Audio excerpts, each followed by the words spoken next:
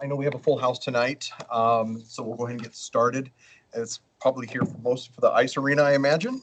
And so it's our first item, so hopefully we won't be standing too long. Those in the back. I'm going to go ahead and turn this over to you, City Manager, if you want to.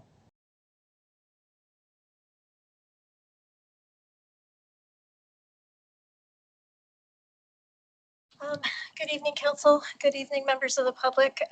We have a discussion for you this evening about a potential second sheet of ice, which would be expansion, as you know, of the existing ice arena facility. With us tonight, we have a couple of members of staff that will be presenting to you in addition to the information that is in your packet. So with that, I think we have Zulima Lopez, who will be presenting as the Director over the Parks, Recreation, and Building Department. And Zulima, if I can lean on you to introduce and bring your supporting staff up as you choose and when you choose. Mayor, councilors, it's great to be with you this evening, and nice to be on this side of the podium for the first time in a while. So glad to be here to present this exciting project to you.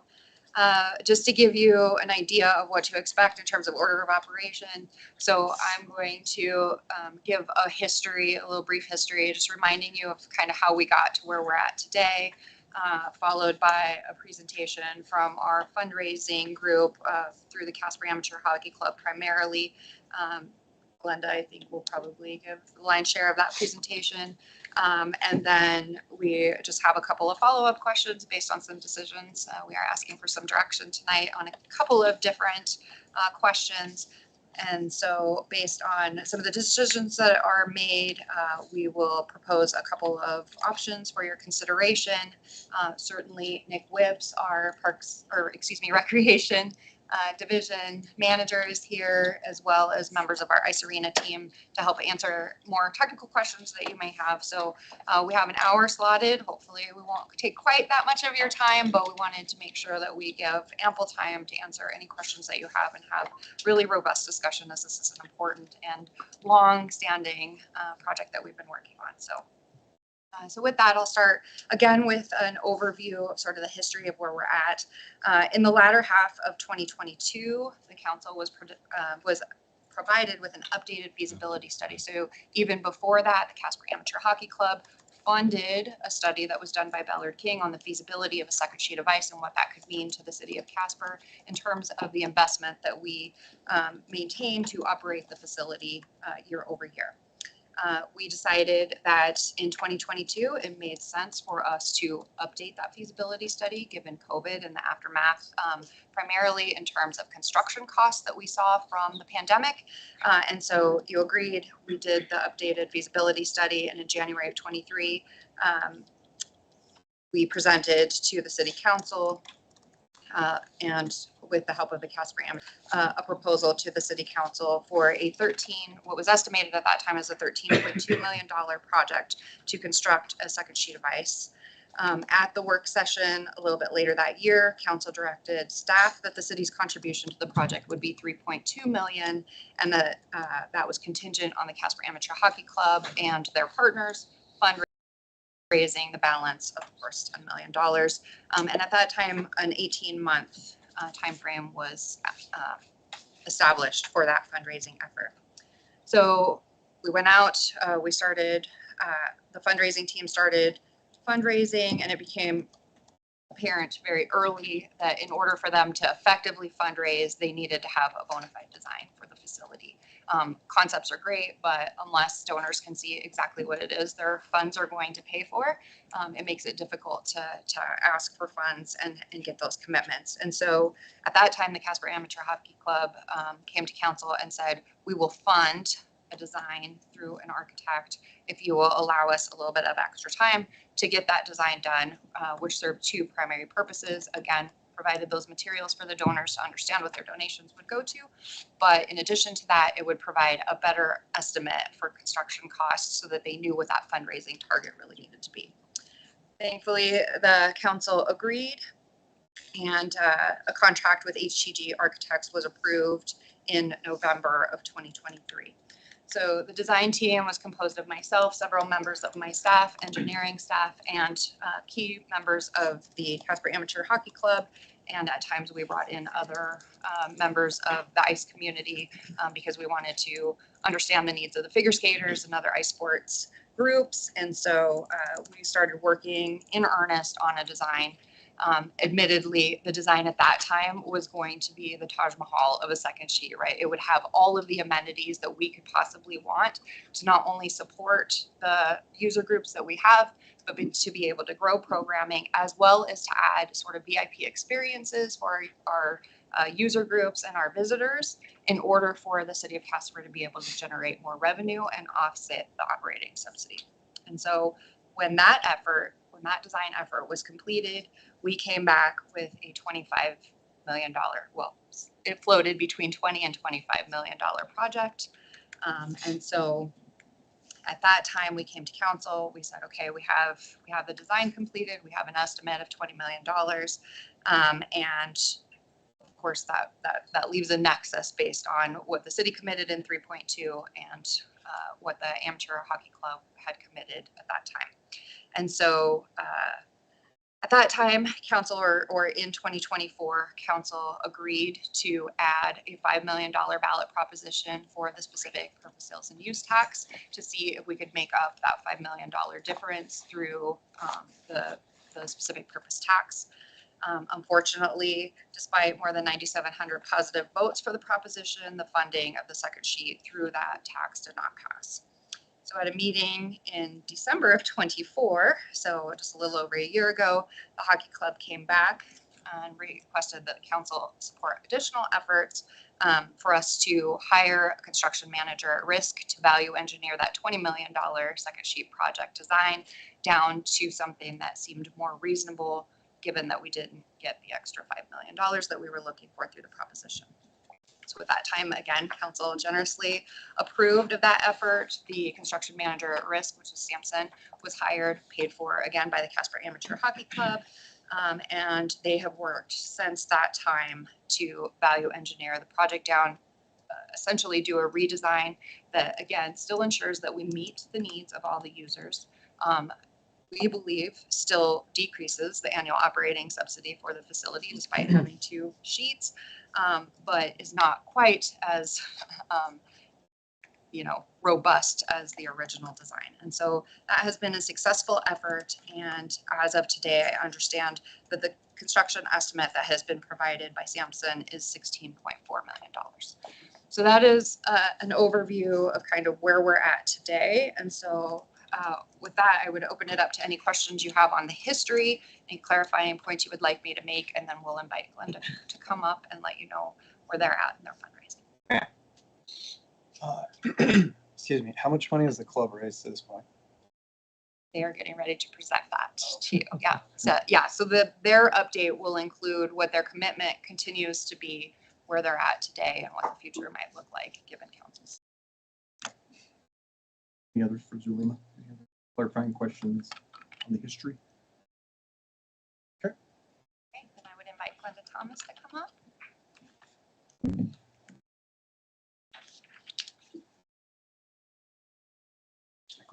Hi, thank you very much. Start off just by having every hockey player that's here tonight stand up. And we're just going to say thank you guys for all being here tonight and just showing.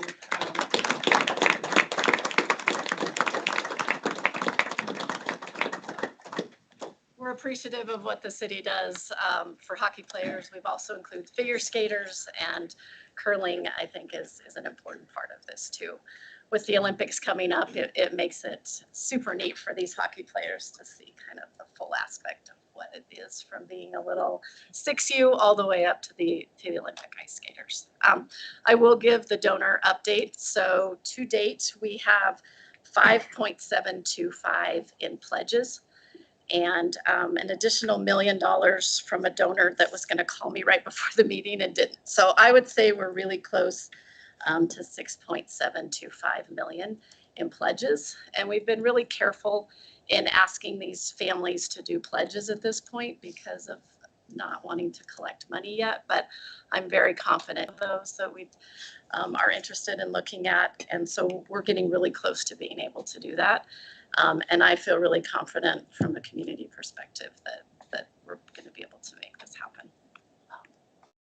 We were also talking right before the meeting that if you look at the 9,700 people that voted for this with the spec tax, if every one of those families did $307, which 307 is pretty cool, that could get us really close to where we need to be to make this all happen. So we have not gone public for very specific reasons.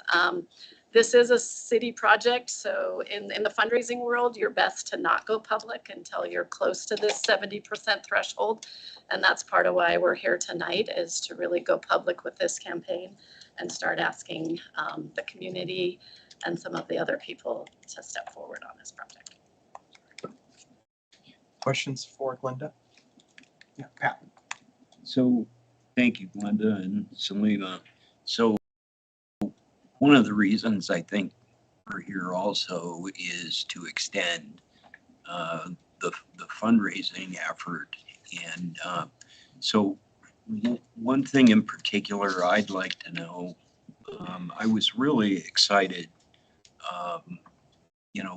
when I heard that the Wold family was back involved with all of this, because if folks remember, quite a number of years ago, the Wolds helped put the second sheet of ice at the event center. Correct. And which a lot of us, me included, tried to warn that was a bad move, but we had it. No, I'll leave it at that. So, and thankfully, the chiller got reutilized over at our current sheet of ice. So that was good. But so during the fundraising efforts, it seems to me around the community there were problems with the previous owner of the Warbirds, which, can you elaborate at all if that had any influence, positive or negative, on? I'll elaborate from the hockey community, and I would say he really hurt us trying to talk to donors, because he was out there saying he was gonna buy some property at the mall or buy property in Evansville and build this rink, and our construction costs, Sampson, Logan's here representing Sampson. I 100% believe in their capital cost numbers. I've worked with them on other projects, and their numbers are good. And so I was in a meeting with Chris Reeves where he was saying he could do it for half that price. Well, you can't build an ice rink for half of that price. And then the operating costs of having staff and a Zamboni and all of the other things associated with that. So with him out there saying those kinds of things, and when we're trying to talk to donors and explain to what we want to do, they start questioning everything else. So I think that hurt. The other one that really upset me is not too long ago, he stated that there was a bunch of people going to donate materials and money and supplies to let him build his own rink. Well, I've talked to a lot of donors, and I don't know anybody that donated to him to build that. So when you look at our timeline, it was very hurtful from a fundraising campaign to have him out there saying some of the things he was saying that I don't believe were true. Yeah. So thank you for that. Another thing that I heard, and I don't know, this was on the attached second sheet of ice onto our existing, which is currently the plan, correct? Was that he was going out and also saying he had to control that second sheet of ice, and he would decide how the times were utilized. Is any of that correct? I don't, yeah, go ahead. Mayor, Counselor. So I can only speak to one meeting that I was in attendance with Mr. Reeves when we approached him as our junior hockey club owner at the time and said, we are looking to construct a second sheet and we would like your input. And this is where we're at with our project to meet the needs of our current users. If junior hockey needs something else, then we can add that to design, but we would look to you to fund the delta that creates for us, right? So we can enhance the locker rooms, we can make the sheet bigger, we can add seating, which was the big thing, but that will increase the cost of the project. And so would you be willing to contribute those costs to us? And at that time, he said the only way that he would be willing to contribute any money to the project was if he was able to operate and control the second sheet. At which time we said, we don't believe that the community would be supportive of that, especially given that the Casper Amateur Hockey Club was going to fundraise over 60%, closer to 70% of the total project cost to not have that publicly operated and ensure that they have adequate ice time did not seem realistic. Thank you. Yeah, that answers your question. Yes, it does. Thank you. Thank you. Question for Glenda. Pat took my first one. It was in regards to the impact that Chris had on your fundraising. So thanks for sharing the context about that. It pisses me off. Obviously, the guy was full of it, and so I'll not go on my rant about that. Question is, if this is kind of the announcement that you're going public, what do you foresee as a reasonable timeline to raise the rest of the money? You know, Councilor Sweeney mentioned, sounds like part of the things being sought tonight is an extension of that deadline. What to you is a reasonable one? It's a really good question. I don't want to speak for everybody, but one of the ideal things would be to where we were breaking ground this spring or early summer to meet a construction schedule, that would be the ideal time to build this. So I think a 6-month extension would be plenty. I think we want to do this and get this done, and all these kids and people in this room would love to be able to skate on a second sheet of ice.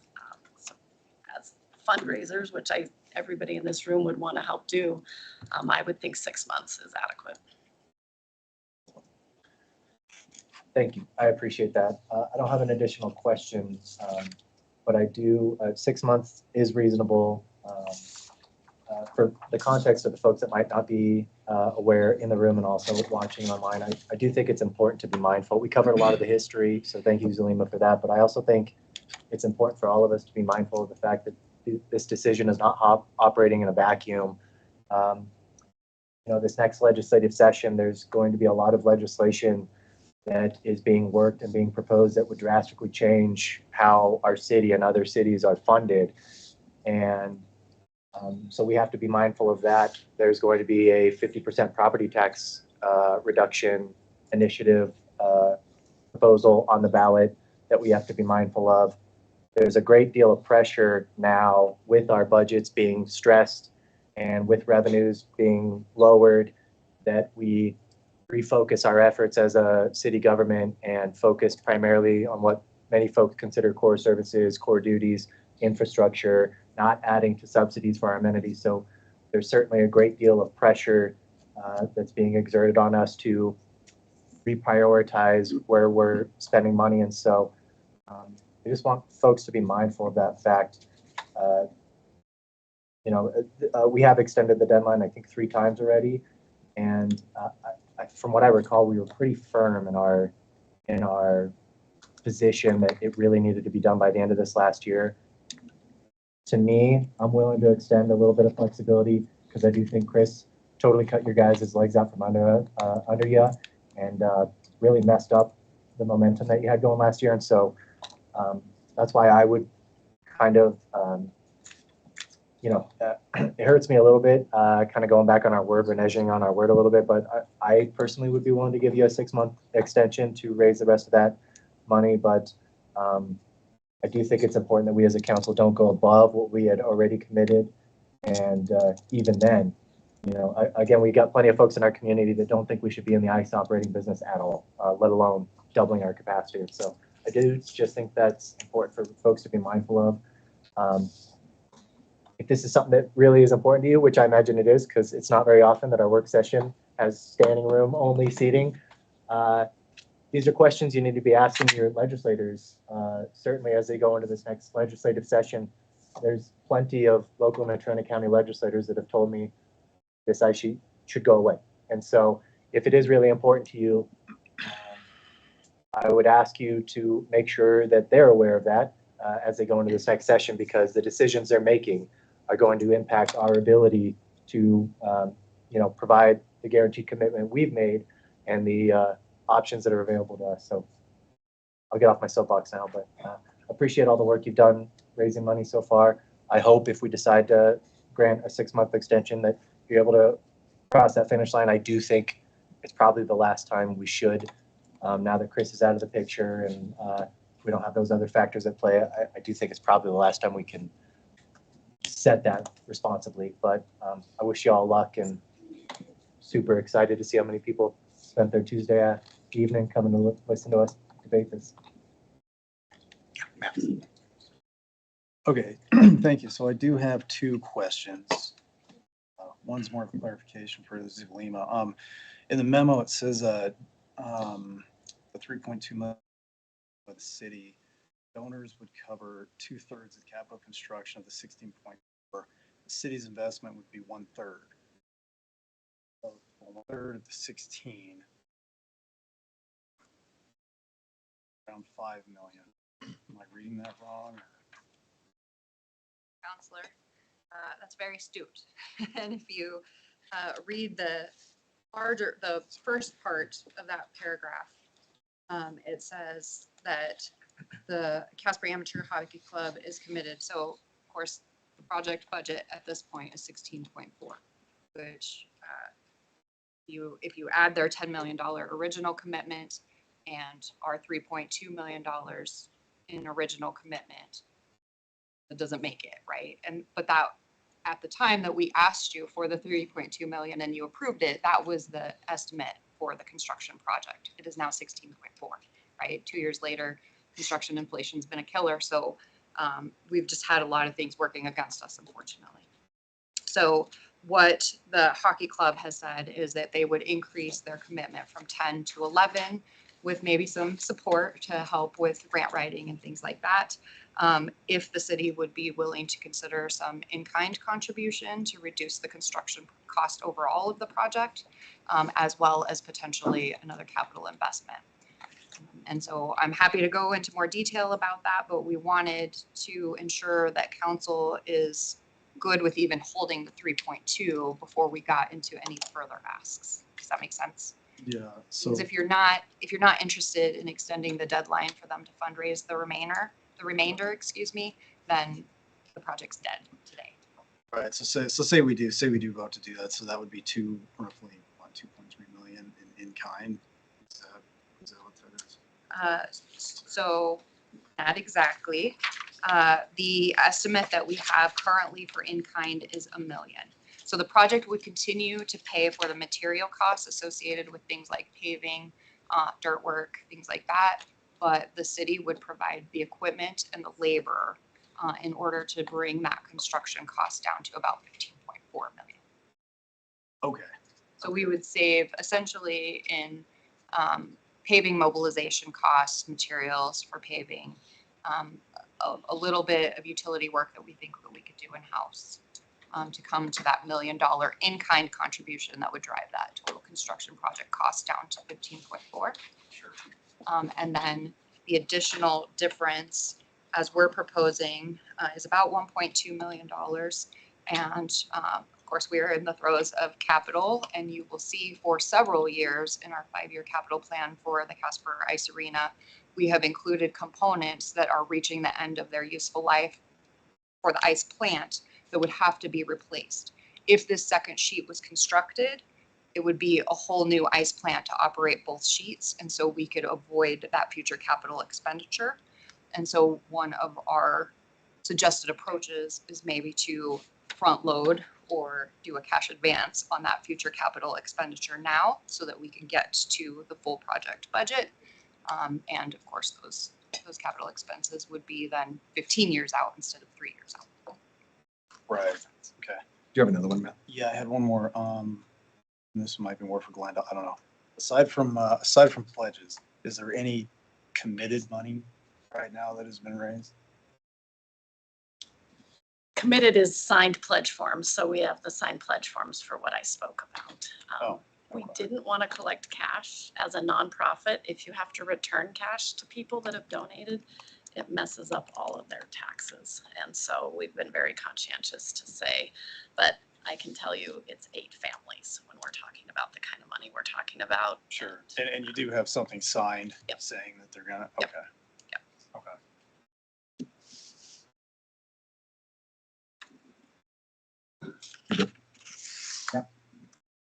Well, is anybody else? I think you're good.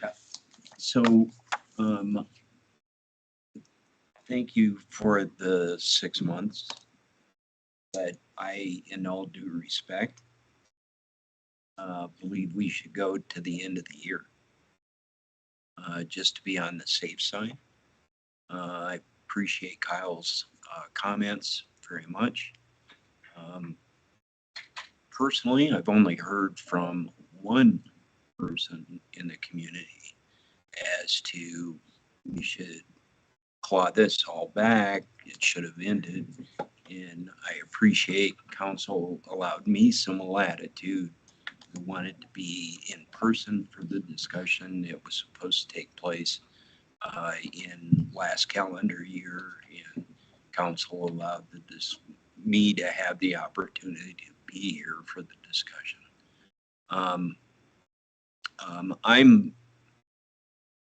I'm more than willing to give more time because I think it'll take more time. I appreciate your optimism, but I worry about that. In the current political climate. Okay. But that's just me. I'm only one vote on that. But if all we can get is 6 months, then I would respect that vote. But I'll propose a year. Also on in your mind, and with all these folks here, I just see it as a huge gain for the city of Casper and our constituents. And, I was at the arena on Saturday. I couldn't make the Friday night games, but on Saturday for, I think it's U12, but Douglas didn't obviously stay overnight, but there's a huge economic component. Maybe huge is going a little far, but this is all important to the economics of Casper and our sports community, and what this value brings in. So, I see this as a minimum of almost a 4-to-1 return on investment for the city of Casper. Yes, long term, we'll have investment from the city,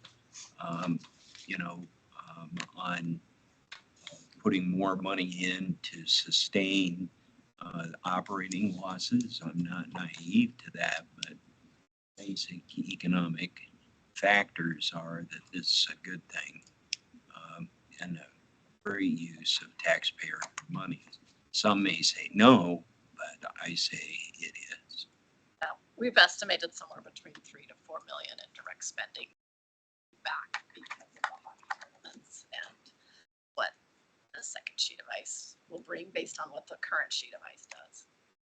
Well, and Mayor, also, we want the war to We succeed. do, yeah. I don't want to act like I didn't. I just Oh, am no, not happy no. with how some of that went But, down. and hopefully people have got to be patient with the new owner, and we staff and the city is trying to be patient, and we want them to succeed. It's a good thing and can help the community. And so, would you agree? Yes. So, Mayor, Counselor. And just to put a finer point on your comment, so just with the existing sheet of ice in FY25, the ice arena brought 3.288 million in direct spending impact to the community of Casper, and that is based on Visit Casper economic impact data, based on the tournaments that we have visitors from outside of the community. So in those economic impact analysis, it does not consider people who live here that are going and spending. It's all out of town residents that are coming and spending.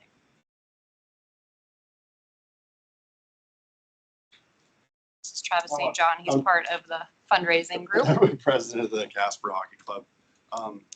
And I wanted one quick thing to add to that too, is that to make sure that, because a lot of new people here that haven't seen our whole studies and a lot of the presentations we've done 2 or 3 times since 2018, I think. But one thing to keep in mind from the financial side too is that by adding the second sheet of ice, there's actually less subsidy. And really, if you extrapolate out to getting to 100% usage on it, it lowers that subsidy pretty significantly. So it ends up being a cost savings from those variable costs each year to the city. Amber. That leads perfectly to my question, which is for Zulema. I think the case has been made really strongly to us, the need from just a technical perspective for more ice time. I think like that's been very clear, I think, throughout. And I think an additional consideration for us throughout has been the reduction of the subsidy. In our packet, you said estimates indicate that we could improve cost recovery to 70% from 56. You've been amazing in improving the business performance of all of our various rec endeavors. I want to know if that's a conservative estimate. What do you think in your gut or in your best case scenario planning? What's the upper end that you see possible with the ice as it's designed right now? Mayor, Counselor, that's a great question. My gut tells me we could exceed 80%. That is what my gut tells me. Yeah. However, in April, you will hear an updated business plan, and of course, your decision tonight will sort of help inform the development of that future business plan. But we plan to come back to council with an overview of updated business plans for all the rec enterprises. ICE is slated for April, at which time we will present to you the model for the next 5 years, based on what we think we can grow year over year. It will be slow that first year. We're just trying to develop, the business a little bit more. Oftentimes, large tournaments book a year in advance. So we're going to miss an opportunity that first year or two to bring some of the tournaments that we could have the potential to bring in the future. So you're really going to start seeing a better development in years 3 and 4 and beyond. So we will have more details for you and be able to let you know with a finer point what we believe our cost recovery could look like in those future years. Thanks. Others? Yeah, Janine. I'll get you, Michael. I just wondered, Zulema, could you or your staff talk about the availability of ice in the state and any other communities that may have 2 sheets and this opportunity? Absolutely. City Manager, thank you. As you all have heard from me before, we do brag about the fact that we are the only ice arena that operates year round in the state of Wyoming. And if we were to construct a second sheet, it would be the only public second or 2 sheet arena in the state of Wyoming. And so because of that, we are attractive to Team Wyoming, who has made Casper their home generally for their practices. And of course, we'll draw some of those bigger tournaments that other communities in the state of Wyoming are not capable of bringing because they don't have 2 sheets. And Mayor, I offer that for the council only because as we think about the potential for annual revenue, we may not fully understand the landscape of revenue possibility. So I would echo Zulema's optimism based on my own experience. I'm going to get Michael and I'll come back to you. Go ahead, Mike. Thank you, Mayor. I don't know if this is probably a question for Glenda or the hockey club, but do you in the memo, and I think you mentioned, Glenda, about the design. So is there a design rendering available that we can see at some point? We do. We've got a video fly through and we've got pictures that we can share. We did have to change the design quite a bit from where we were at the 23.5, so second level. We do have kind of one skybox, I would call it, or party room. And we'd be happy to share that with you guys so that you can all see it. But I know the hockey club went back kind of collectively and said, how do we get kids on the ice?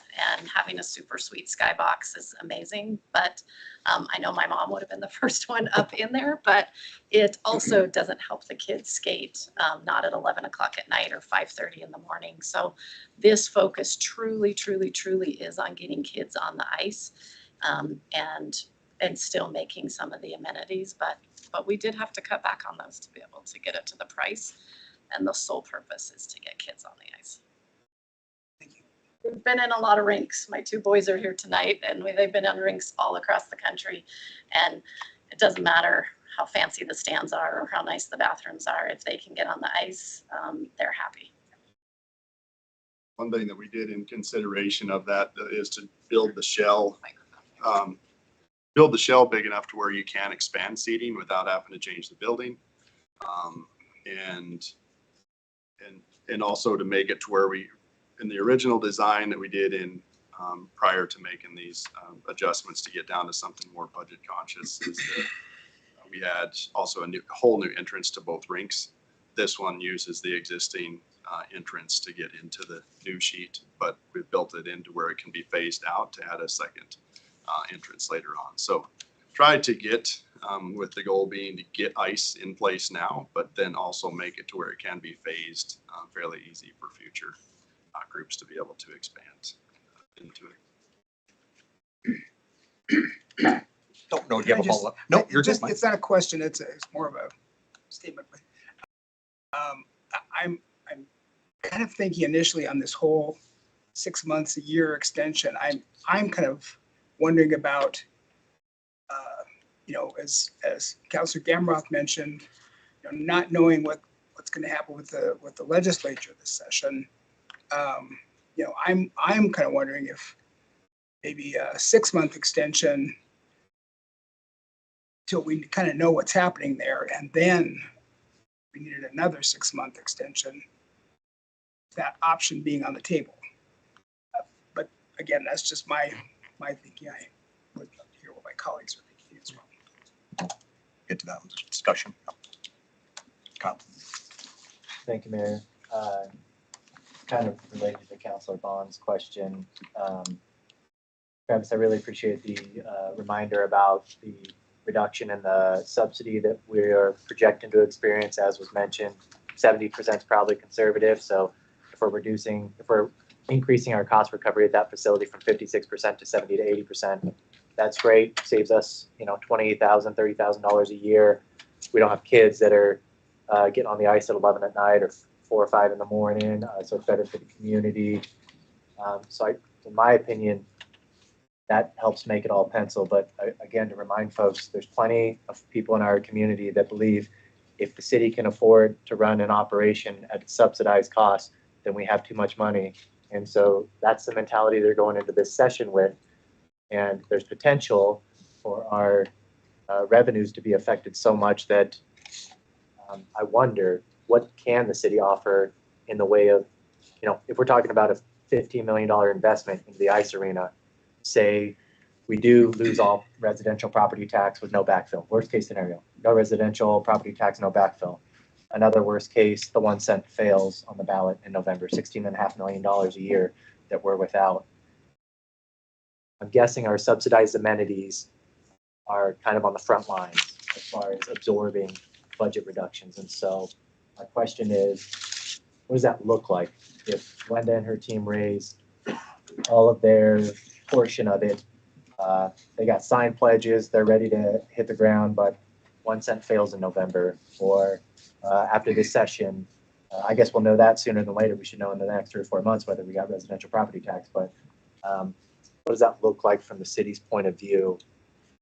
I'm sure we can't provide a guarantee of this facility is going to stay open for this amount of time, but how do we, if we're faced with a really critical funding shortfall, how do we manage that is my question. Mayor, Counselor, that's a little like a loaded question.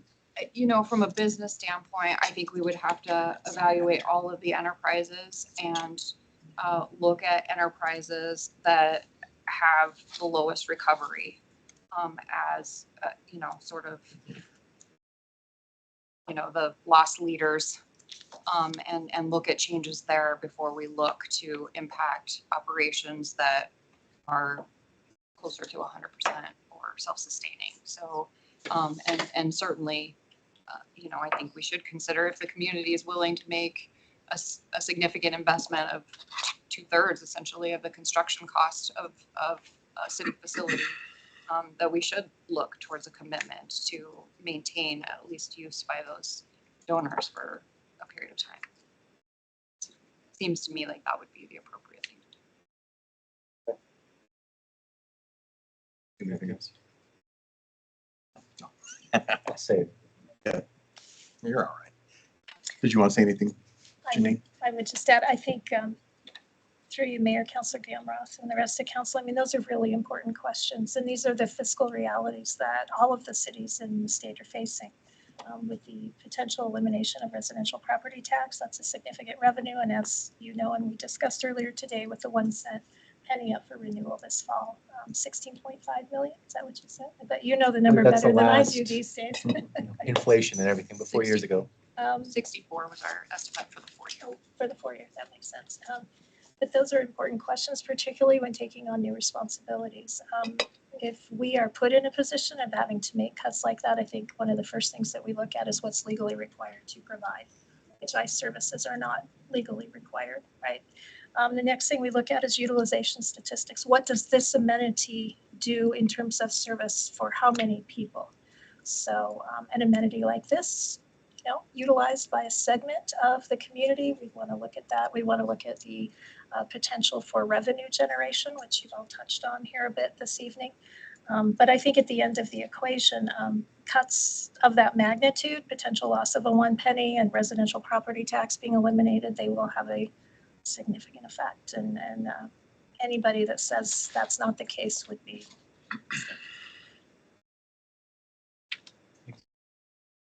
Matt, did you have something? I thought you had your hand up. No. Oh, no, you don't have to. I thought you had your hand up. No, I guess I will just add, I do, with this, with the conversation of timing, I do, and thank you, Councilor Gamroth, for bringing that up. I wasn't quite on council yet last year at this same meeting last time, but I was here for it.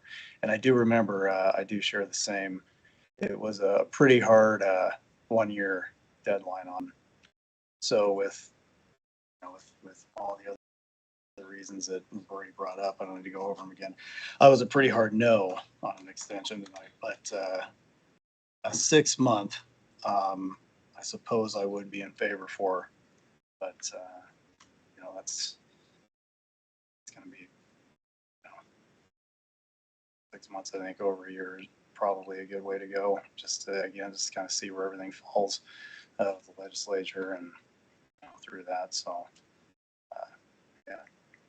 in there as far as timing.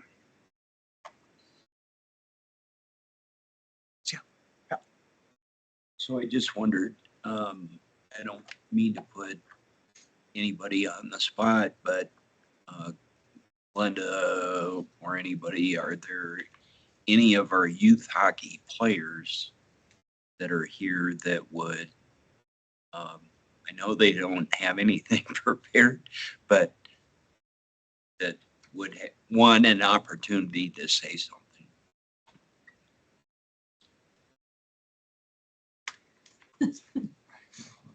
Gave her son a.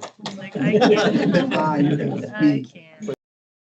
Well, you better introduce yourself. I'm Brax Thomas. I played for the club my whole life, so pretty important. Last weekend, I guess this weekend, we just played a team that came all the way from northern North Dakota, a town of 2,000 people, and they have 2 rinks in a town of 2,000 people. So pretty crazy. And like Wyoming hockey is going far beyond what it's getting a lot of traction here. And if you think about the Team Wyoming weekend, you have 4 age groups, 80 kids age group. They all stay in hotels 3 nights. Like it's $100,000 weekend for the city here. And with that second sheet, like you're just going to attract all the Colorado people. You're going to attract all the regional people, and like Wyoming's only going to grow. So just a lot of stuff with that. I don't know if there's anything else you want me to hit on. I definitely can. I could probably talk for a while, but any questions on that regard? Any questions for? Yeah, go. You ready? No. How old are you? 19. And how long do you plan on staying in Wyoming if we get you a second sheet of ice? My goal is to return to Wyoming and spend my whole life here. So Are you going to join this club and keep it running and make sure it keeps going if we do this? yeah, and I know Travis got it in a good direction right now too. So The reality is we have adults that are passionate and involved because their children are involved, but then their children stop being children. And so what I want to know is who's going to do it the next go round so it doesn't die off. So you saying, yes, I'm almost a grown up and I'm going to continue this, that means a lot to me. Thank you. You're on the record. It's on YouTube. Heard it here. Anything else? Other hockey players?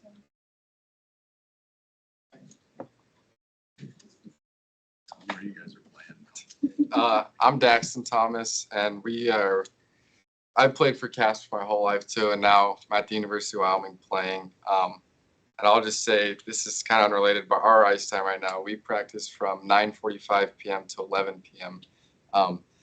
And just around the state, Casper is the only one that keeps our ice year round. So this summer, when our university team was trying to get together, we made the obvious choice to come to Casper and practice.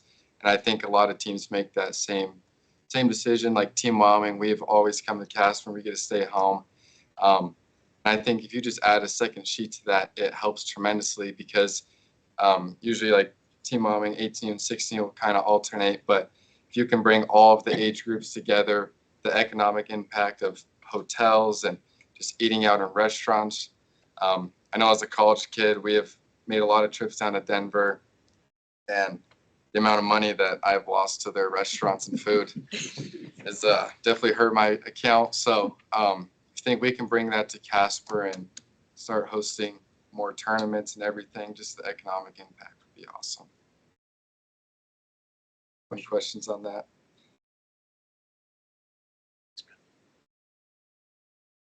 I think we have time for one more if anybody wants to. Not from the family.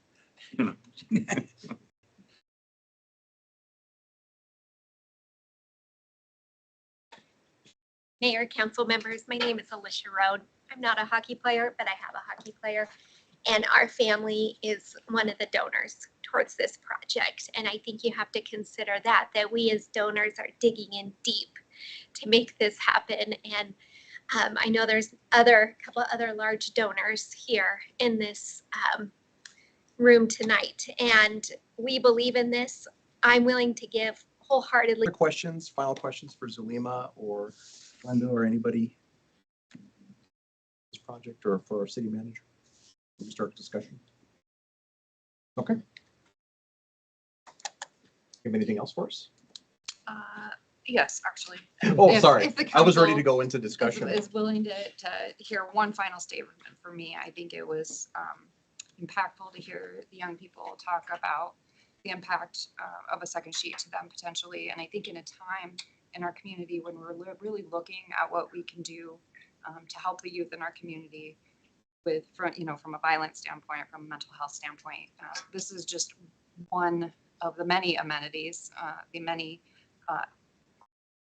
critical infrastructure pieces, in my opinion, that we offer to help the youth in our community have healthy outlets for health, both mental and physical. And so at a time when I know that it is council priority to focus on improving youth outcomes in our community, I think that this should be considered as one of those tools to help with that. Mayor, do you mind if I add 2 things, at least that I'll give you Feel like 2 that. seconds. You're good, so one thing is, I like the comment about bringing the kids back, because it was an interesting, so I've been involved in trying to get this since 2018. And in 2018, my motive was to have my son be able to play on the ice. And now, since he graduated last year, it's flipped to, how can I bring him back to Casper? And I think this stuff is super critical to that. Not having amenities like this in Casper, I mean, really is what I think he would move his family towards, is where can I have my kids play hockey? Where can I have them play baseball? Things of that nature. And if we're not, I know one big change was changing some of this stuff from subsidy word to an investment. And if we're not investing in our community in this way, we're not going to get those people coming back. And the other thing is the growth that's happening right now. This year, I don't have statistics on how much we're growing, but this is the first year in the 13, 14 years that I've been a part of the club that we've had 3 10U teams. And it's looking like in the teams that we've got coming up that we may be able to go from even 3 next year to maybe 4 and keep some of those things growing. So we're adding kids, adding significant numbers to the club that will be coming up through. So some of that is a great positive. And then another quick thing is just the expansion of tournaments recently from some of the hockey landscape. Prior to this year, Team Wyoming had 1 tournament in Casper, and I think this year they'll have 4 different weekend tournaments that they have here this year too. So there's a lot of growth already happening that it will certainly continue to expand significantly with Second Chief. So thank you guys very much for your time. Thank you. Everyone. All right, so I think we have a couple decisions to make. I just jotted down a few things. So if I miss something, please let me know. And so it sounds like what's on the table is really kind of looking first at an extension. What that would look like, Michael, I guess I heard you say that 6 months, and then kind of seeing how the state legislature kind of comes out, all those things, and then maybe look at an extension of another 6 months. Pat, I think you said of 12 months. And so I guess kind of we're starting there. Where's everybody falling as far as an extension? Maybe I'll just throw that on the table first. Pat.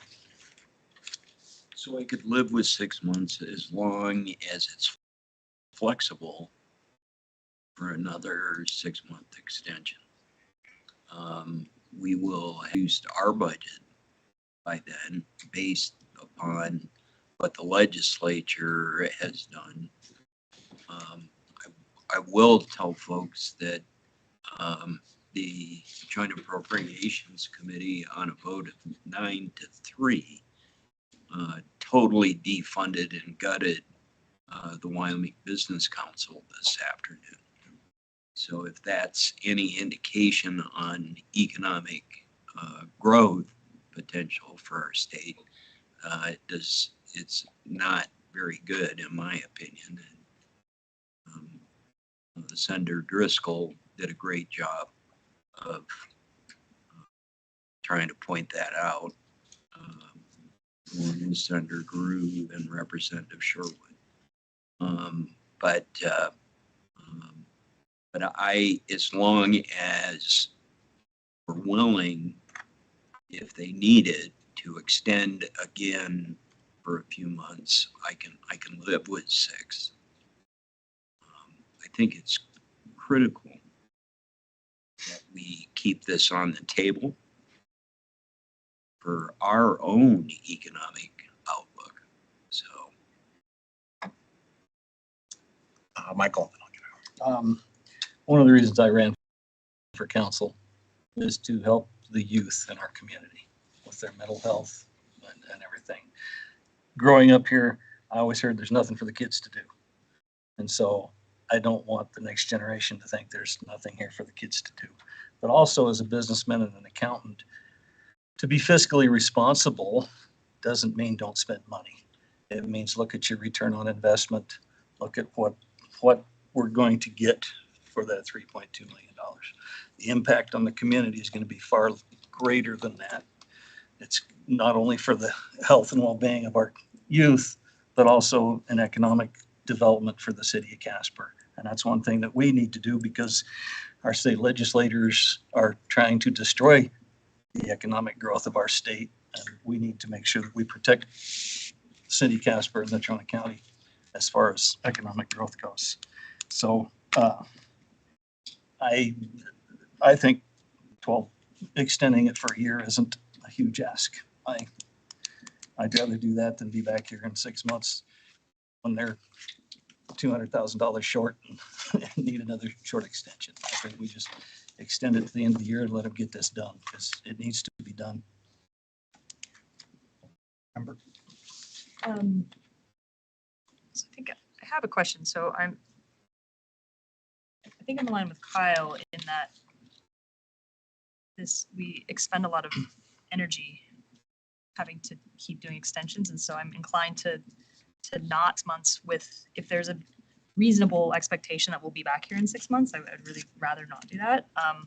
But from a budget schedule standpoint, 6 months isn't really advantageous to us anyway, because it already pushes us into the next fiscal year, right? So from a planning standpoint, is there much of a difference between going 6 months or going a year? Through you, Mayor, Councilor Pollock. No, I think you're right in terms of the city's process and procedure and schedule of developing the budget. It's insignificant. What I would offer, though, maybe unsolicited, is if we don't get underway this year in terms of construction, inflation may grow the cost of the project. But from the city's budget cycle, you are correct.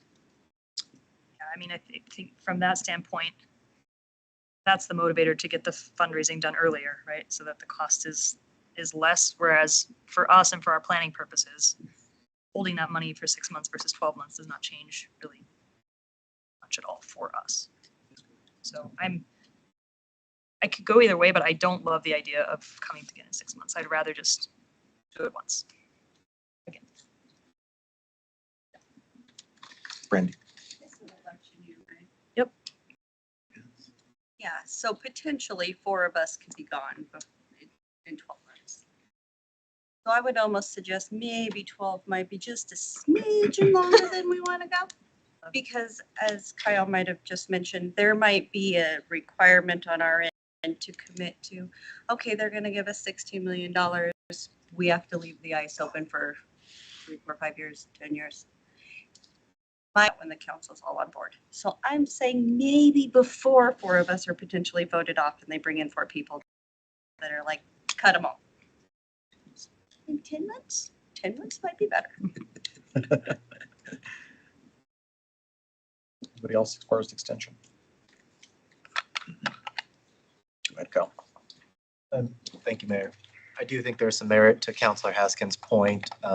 This time next year could very well see a different mix of city council and could have a lot different opinions about what we're talking about right now. So I do think it makes sense to set the extension within the time frame of this current council. I'm open to a 9 or 10 month. I mean, it needs to get settled by the end of the year. So I don't know from a timeline perspective if that's 9 months, 10 months, to give us enough leeway at the end of the year to wrap everything up, tie up loose ends, and potentially get started on construction next year. I do think, this is a project I absolutely want to see done. I voted in favor of it when it was on the ballot, and I hate hearing that there's kids on it late at night, early in the morning. There's a ton of pros for this project, but I do think this is the last time we can responsibly push the deadline. At the end of this one, it will have been 4 years, and I don't see the revenue picture getting better. And so I think I'm going to be a hard, foot, regardless of whatever we said last year, I'm staking it out right now. Chris Reeves is gone. None of those factors are at play now. And this extension through the end of the year, whatever it looks like, it's got to be the last one. So whatever messaging to our donors, this is the last, we're 3/4 of the way through the marathon right now. And if we can't get across the finish line this time, I don't know if that window of opportunity is ever going to be open again. So that would be my only position, is this has got to be the last one. Any other comments on extensions? I think I heard you said 6 months. Well, I mean, I would be open, I mean, especially considering, I think where the club was last year, they've done a good job with fundraising this last year. So considering the amount they're at now, I would be willing for a 9 something, but I also do agree. It's a great point. I hadn't thought about that, probably wouldn't do this while everybody's here and make the decision one way or another. But I will agree with Councilor Gamroth. If it's not done in 9 months,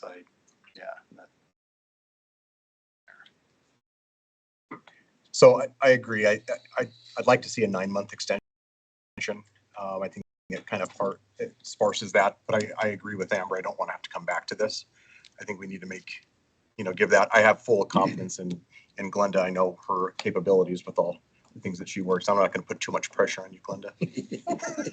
But I know her history and I know the work that she has put in for multiple major capital construction and projects. So I think 9 months is fair. And so maybe we'll just say, get a thumbs up. Is 9 months okay for the council to give that, for them to get to where they need to be for the? So are we, just to clarify what 9 months means. So are we talking October?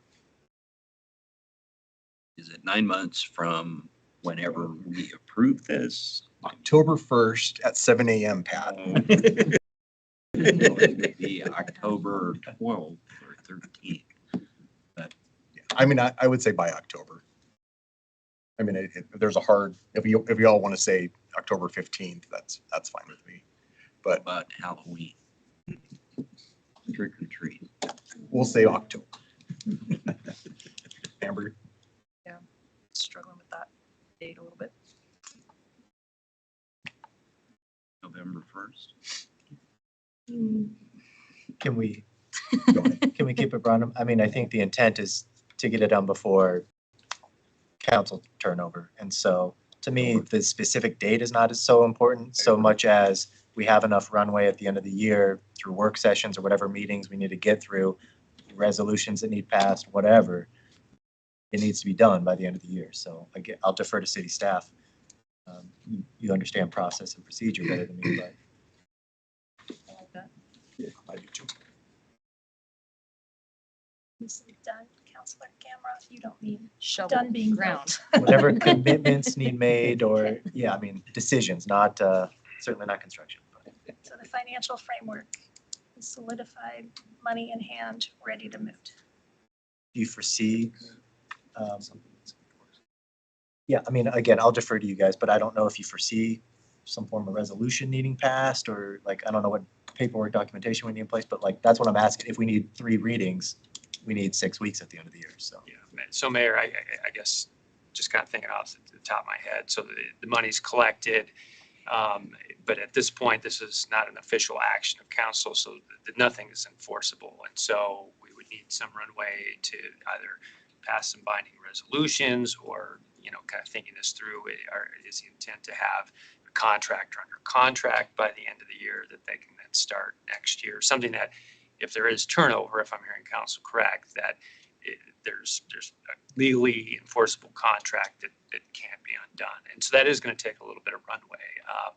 Not to say that, if we know we're going to meet it a little bit ahead of time, we can certainly start prepping so that hit November, we can move quickly. But, and December is always a tough month with holidays and everything else. So I would say minimum of 2 months, if not a little bit more. So Contractually binding contract is the that's kind of trigger point. Yeah. thinking, yeah. I think say at the beginning of October. I think, no, middle of October, end of October. We don't say anything. We don't, okay, I'm sorry. My brain was going Yep. by different things. So Just say it's, Eric's done what he needed to do and we've voted on what we needed to vote on by the end of the year. sounds good to me. Is And that everybody they'll okay with tell that? us. If it gives enough direction to all the stakeholders. Does that give enough direction to you guys? So everybody? That's fair. That's flexible. Not enough there for your direction. Perfect. So I think there's the only other thing that I had heard Zulema speak to was that there seems to be a bit of a delta as far as what that looks like as far as in-kind contribution. And then I think there's also a capital cost to that. And so Janine, would you walk us through just really briefly so we can make a decision on what they would need and what we would have to support financially? Yes, so Council Director Lopez mentioned the in-kind contribution that has been sketched out to include earthworks, parking lot, landscaping, paving, et cetera, and some utilities. That in-kind contribution around $1 million. It's actually $1,024,800. So self-performed work. She also mentioned the city needing to move up in time capital improvements and maintenance to the ice plant that are already scheduled, I believe, in 28, 29, and 31 fiscal years, if I remember right.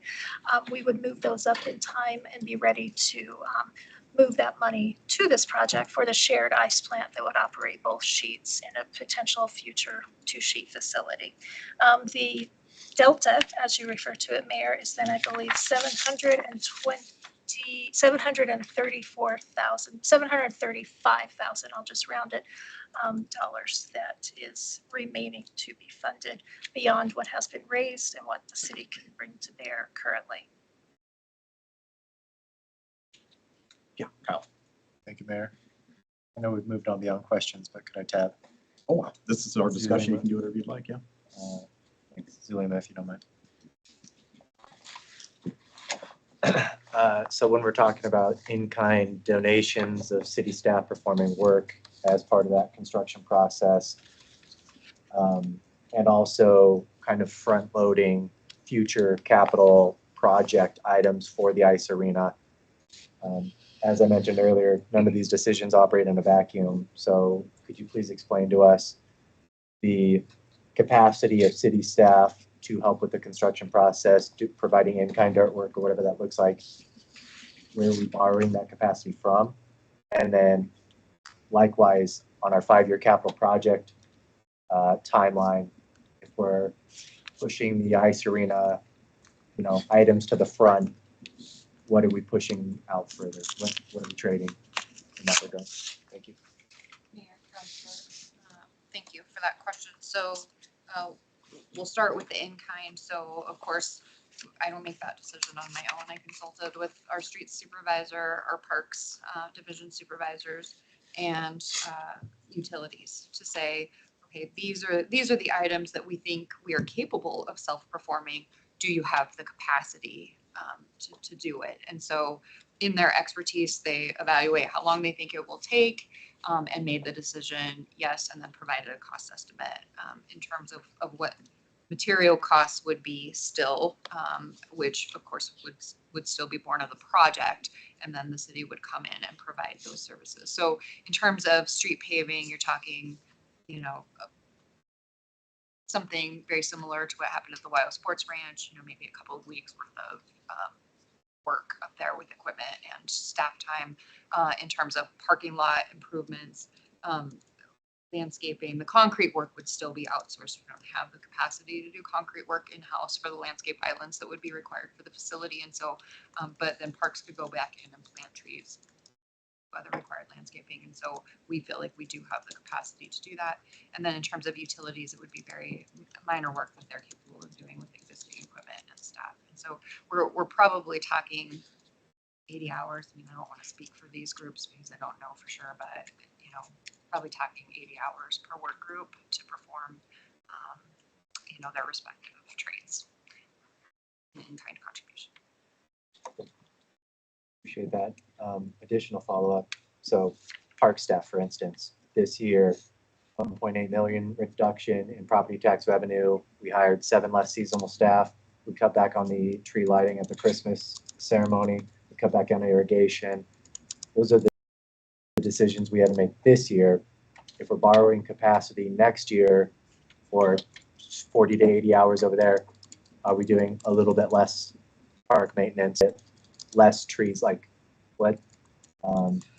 I take it it's not time that city staff is just kind of sitting around twiddling their thumbs like they would otherwise be doing something. So I'm just trying to quantify because while we got a room full of folks very passionate about hockey tonight, we've heard all summer about the brown grass and the fewer trees for Christmas and stuff like that. And so again, just trying to take it in the context of everything that we're responsible for.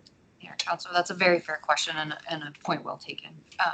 But, in terms of parks, I can say that self-performed work can be at our own pace, right? So, the benefit of us doing the work is that, we will have the materials, we can hold them until we reach a point in time, generally one of the shoulder seasons where, there's less mowing that needs to be done. And since we have kind of stepped away from some of the other tree lighting services and things like that, we should have the capacity in our slower shoulder seasons to be able to complete that work without impacting critical operations that happen during the summer season. So it would not be our intent during our peak season when we need the most resources we have available to us. Thank you. And I suspect that the same could be said for the other work groups as well. Sorry. Yeah, no, that's why I'm making eye contact. I know, I'm sorry. I'm curious, maybe this one's partly for Glenda too. So maybe there's folks that can't contribute financially, but are we having conversations with contractors and stuff that would donate services? Is there potential for people to contribute in that way as well? Are those conversations we've had?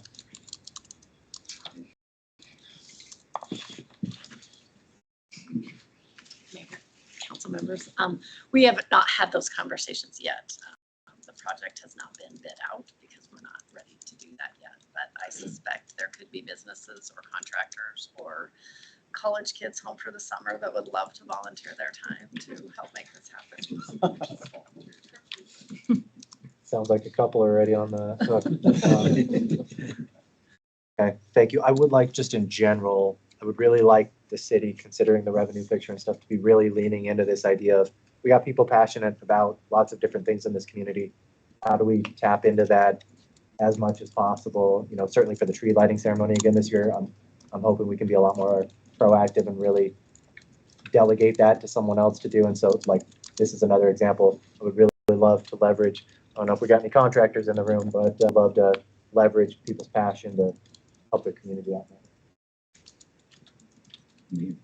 And then follow up on your second question, unless there's an additional. No, related. go ahead. You can follow up. So I think your question, I'm sorry, Councilor Gamroth, was in terms of the funding, and I'm paraphrasing. Yeah, the capital project. What are we willing to give up? Yeah. For it? And the short answer is we don't know yet. We are getting ready to work through the capital budget. All of our projects are being finalized and entered into the system. And in fact, I have reviews with all three of my division managers this week to go over those. And so I think City Manager Jordan can speak to some of the funding sources that we've talked about potentially being available. But I think we need that budget prep period to determine what makes the most sense. Just to be clear in a finer point, so the property tax, residential property tax, this go around, you've got to apply for. The last go around was automatic across the state. This time, it's your primary residence, 25%. You have to apply, which the assessor is taking applications currently. So in the ballot measure for the 50% is on the nation. Then it has to go back with a constitutional amendment, has to go back to the legislature. So we're probably talking 27 or 28 before, if that gets approved. But they've got other cattywampus stuff they're going to put on the ballot that the poor voters will be so confused as to what they're voting on. So it may not be as bleak, but it's still.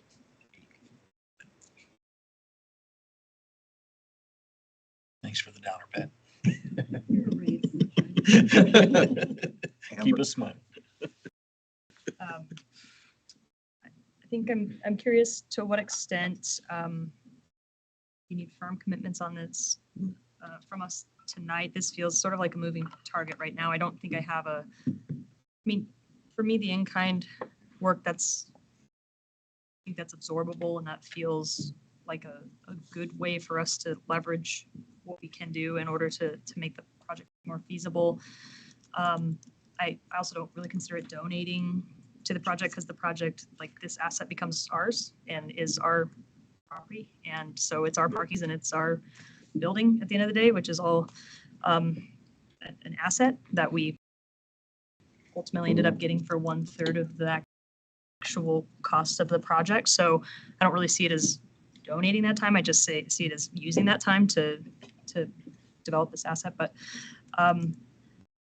the capital, it makes perfect sense to me to sort of shuffle some things around, but I also know how difficult that conversation is every year and how tight things get there, and how, we've got every year way more projects that are a priority than what we can do. And so I think that part makes me probably a little more nervous than the in-kind services, and how much, what is our tolerance to shuffle things around there, knowing all the competing priorities. But I just wonder, to what extent can we just sort of continue on this conversation, or do you need to know for sure tonight, like, yes, we'll be ready to jump through whatever, who gets presented to us whenever we know more?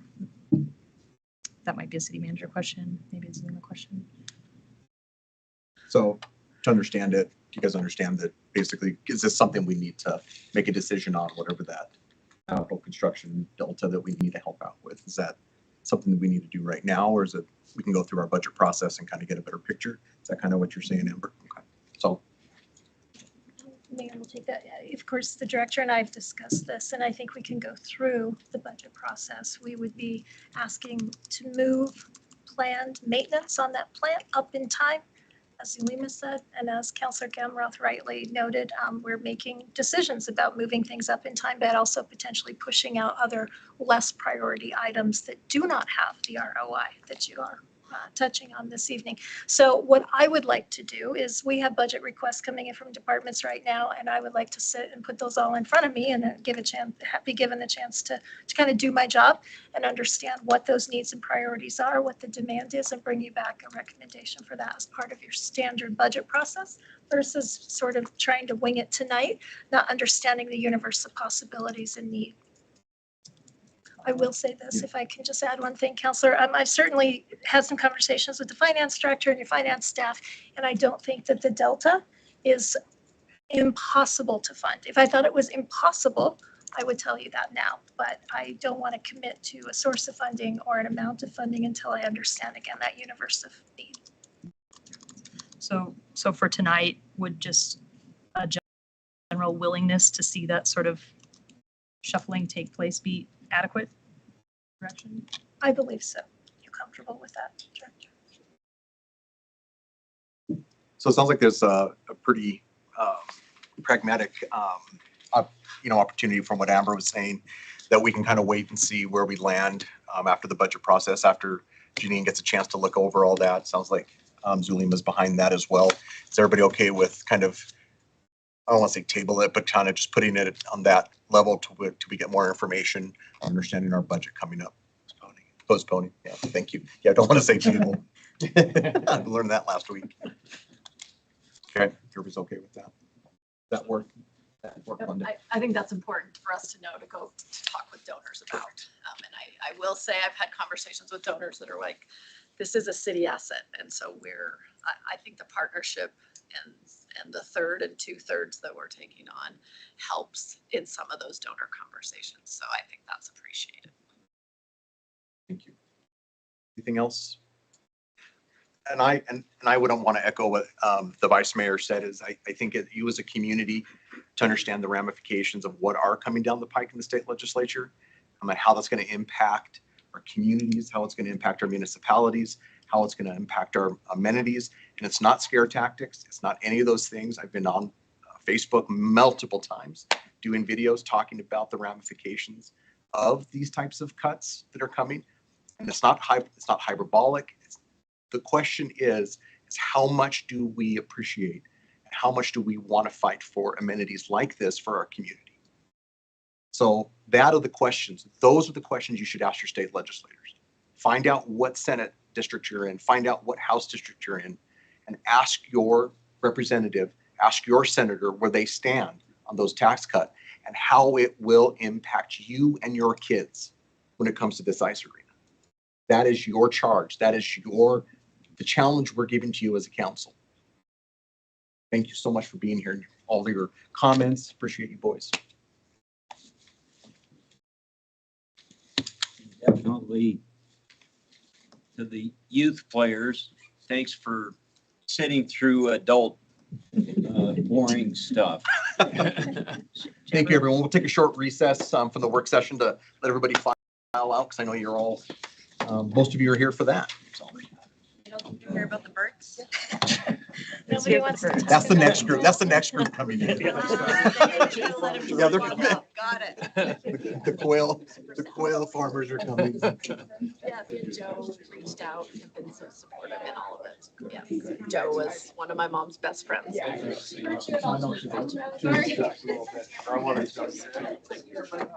thought we were walking out, sorry. Yes, They took us on the tour. yes, I They got us the did. tickets. Yes, yes. That Back was in the you. day, a I long was time like, ago. is it? I think it was Glenda. Yeah, it was. You. Yes. Okay. Good. Thank you guys very much. Thank you. Good to see you, kid.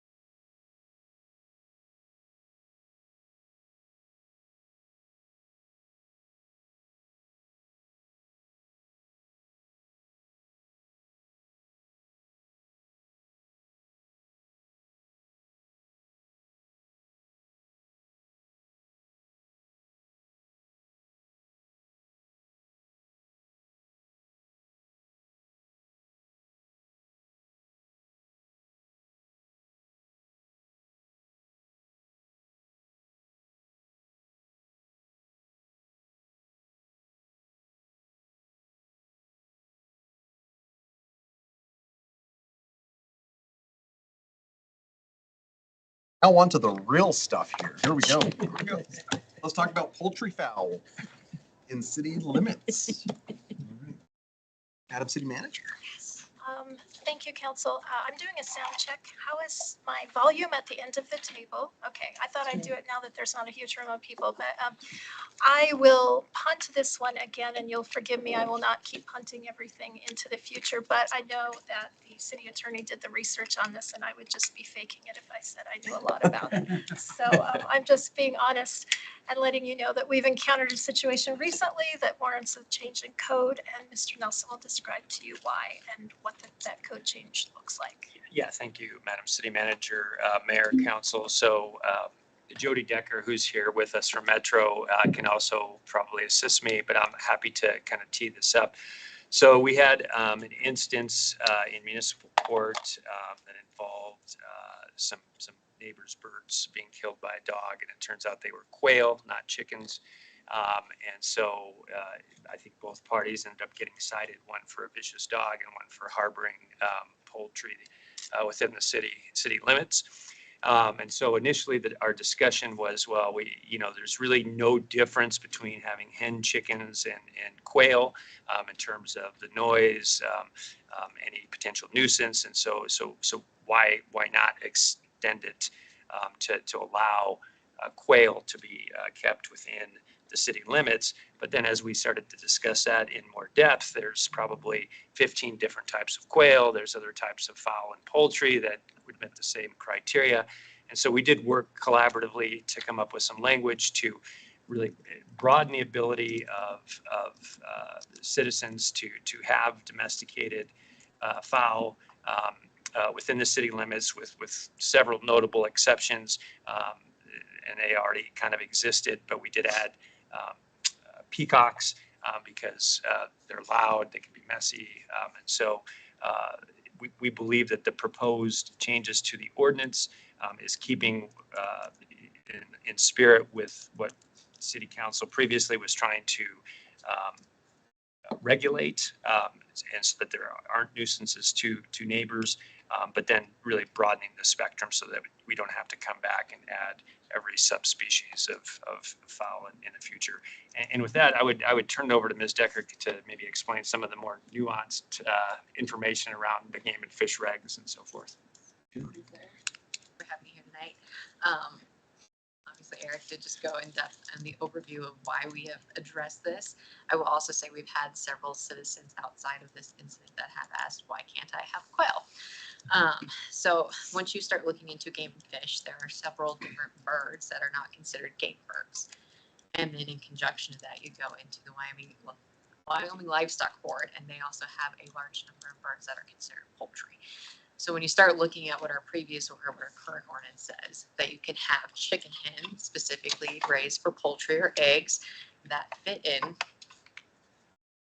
could be a quail. That's where our argument started. Okay, you have game and fish. They say it's legal to have these quail, and then you have the livestock board that also says there's no regulations. So why can't we have it other than our ordinance? It's specifically just saying we can have chicken hen. It was a very compelling argument.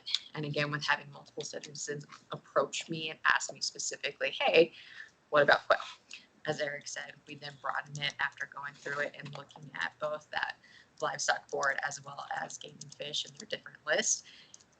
You realize real fast that there are several different breeds or variations of these birds. And we didn't want someone to come forward and say, hey, we're going to put Coternic quail into our ordinance now and say chicken hen and a Coternic quail are legal within city limits. 6 months later, someone say, why can't I have a Japanese quail, which is basically the exact same thing as a Coternic quail.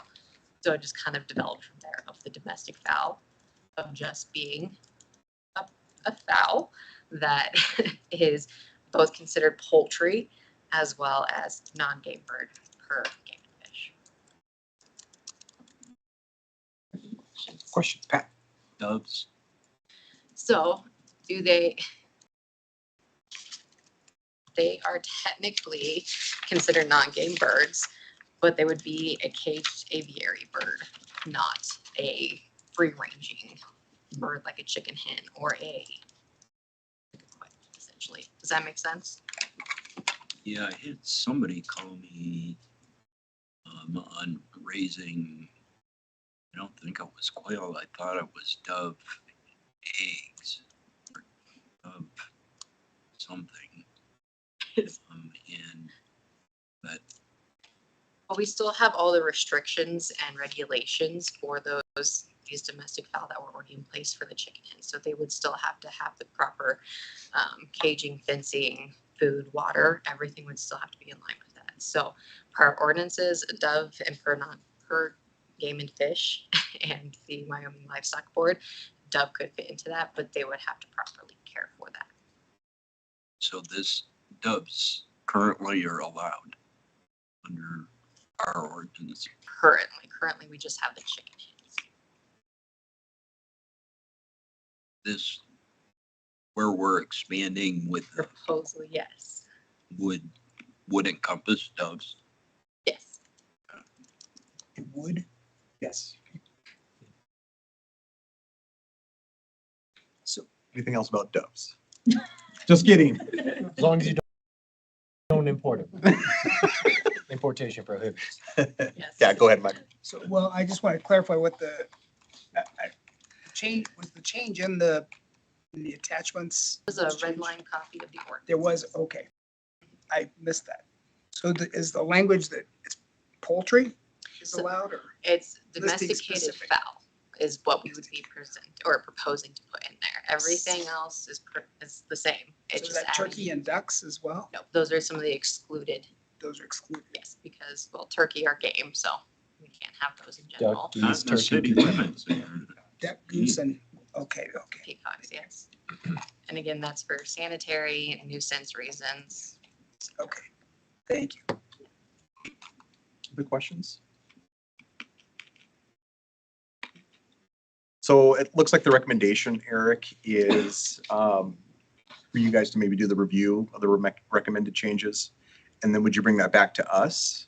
Is that kind of what you're looking for us to kind of look over the ordinance after? I guess what's the full recommendation to you? Yeah, Mayor, Council, if you're comfortable philosophically, we've already redlined what we would propose as the ordinance change.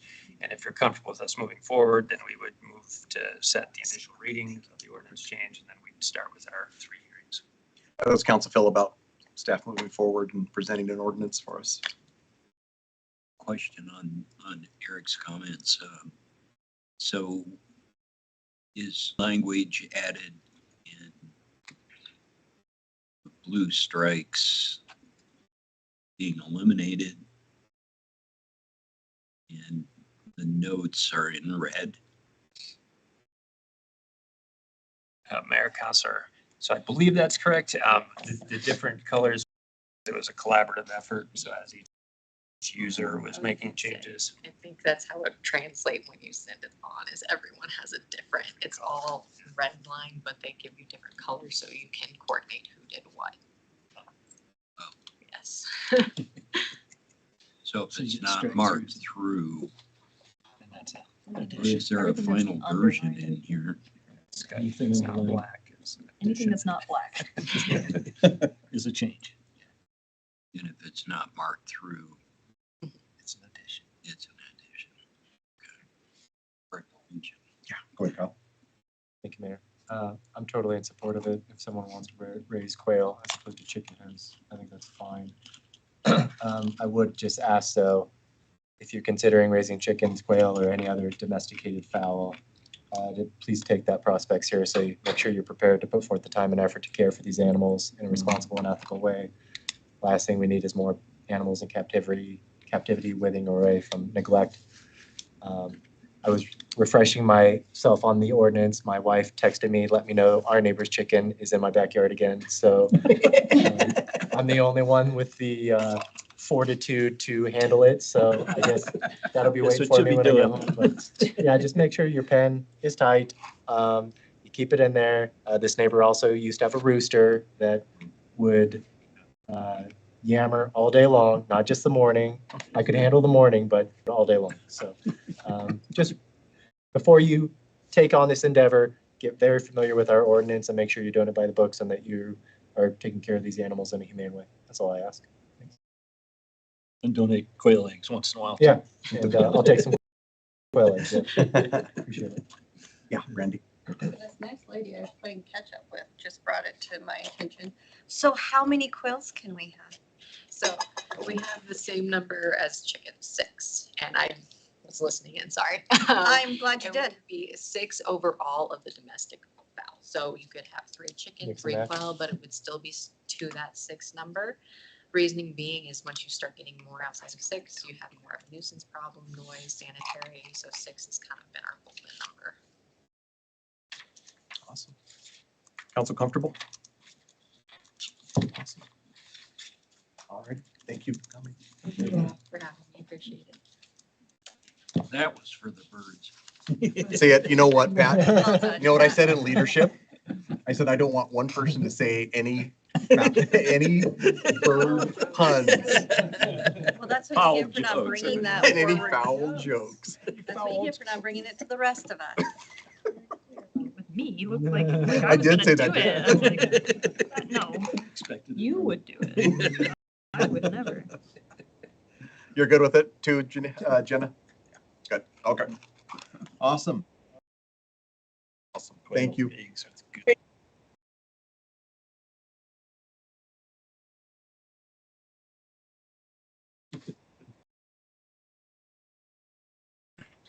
Thanks, Jenna. All right, agenda review. Janine, do you have anything for us on agenda you wanted to go over next week? Mayor, I don't actually. I think it's fairly straightforward. Let me find the right document here.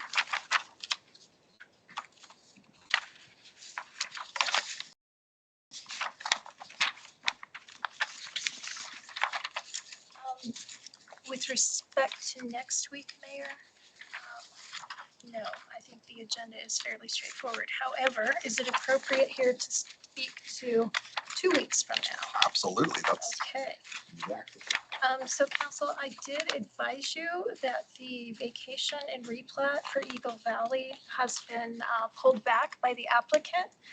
I also advised you that it has crossed my mind to potentially reframe the work session on January 27th slightly to have staff, instead of speaking specifically to Eagle Valley replat, maybe just bring some more generic information that talks about the city's process for stormwater master planning, and then how those stormwater master plans are used to inform staff's review of private developments like Eagle Valley. If that is information that would be useful to you, I read through the staff packet that they'd already prepared by yesterday, and that material is largely already ready, and we could just add a little bit to it and bring that to you. So I'm looking for your feedback, if you would like to do that. Council good with that? Awesome. Yeah.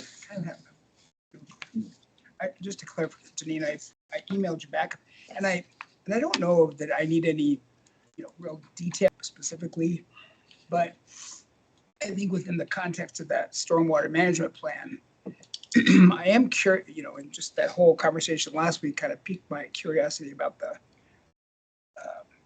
about that area in general. And so I would assume that that's addressed in the stormwater management plan, but just kind of understand that terrain, I guess, in terms of flooding and mitigating any potential surface water flooding. Sounds like to the golf course and et cetera, what the current structure is like in that area, just for the safety and welfare of those folks that are already living there, as much as any future developments. Mayor, I think that it would be very appropriate to look at, and I haven't read through your stormwater master plan yet, but typically they'll include sort of discrete basin areas within the broader area of the city. So I think what I hear you saying is we could maybe focus a little bit on that particular discrete basin within the broader context of the stormwater master plan, not specifically to Eagle Valley, but more in a regional storage and detention capacity. Yeah, and and that kind of along that same line is,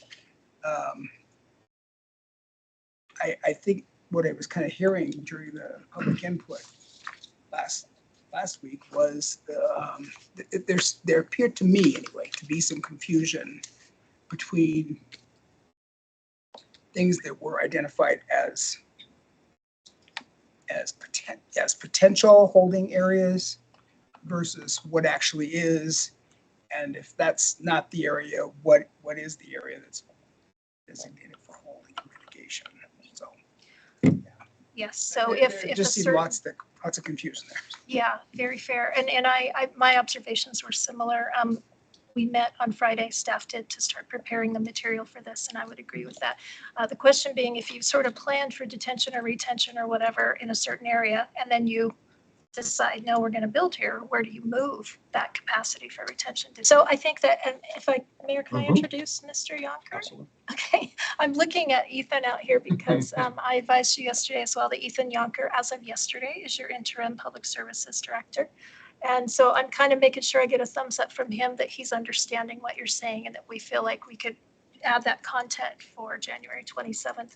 So welcome, Mr. Yonker. And is there anything you'd like to add? Council, thank you, Janine, for that introduction. Yeah, I think we can definitely give a broader overview of how we utilize the Stormwater Master Plan in relation to development or plating or any of those types of things. So we can definitely be ready to have that discussion. Very good.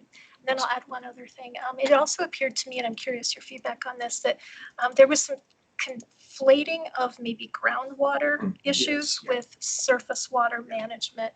And so the material that they have prepared already talks a little bit about that as well, just to tease those two apart and how the city approaches those differently through plating versus building permitting and private construction with private parties. Okay, So, we're good. Thanks, Ethan. Do you have a question for Ethan? well, or Oh, in whoever. general.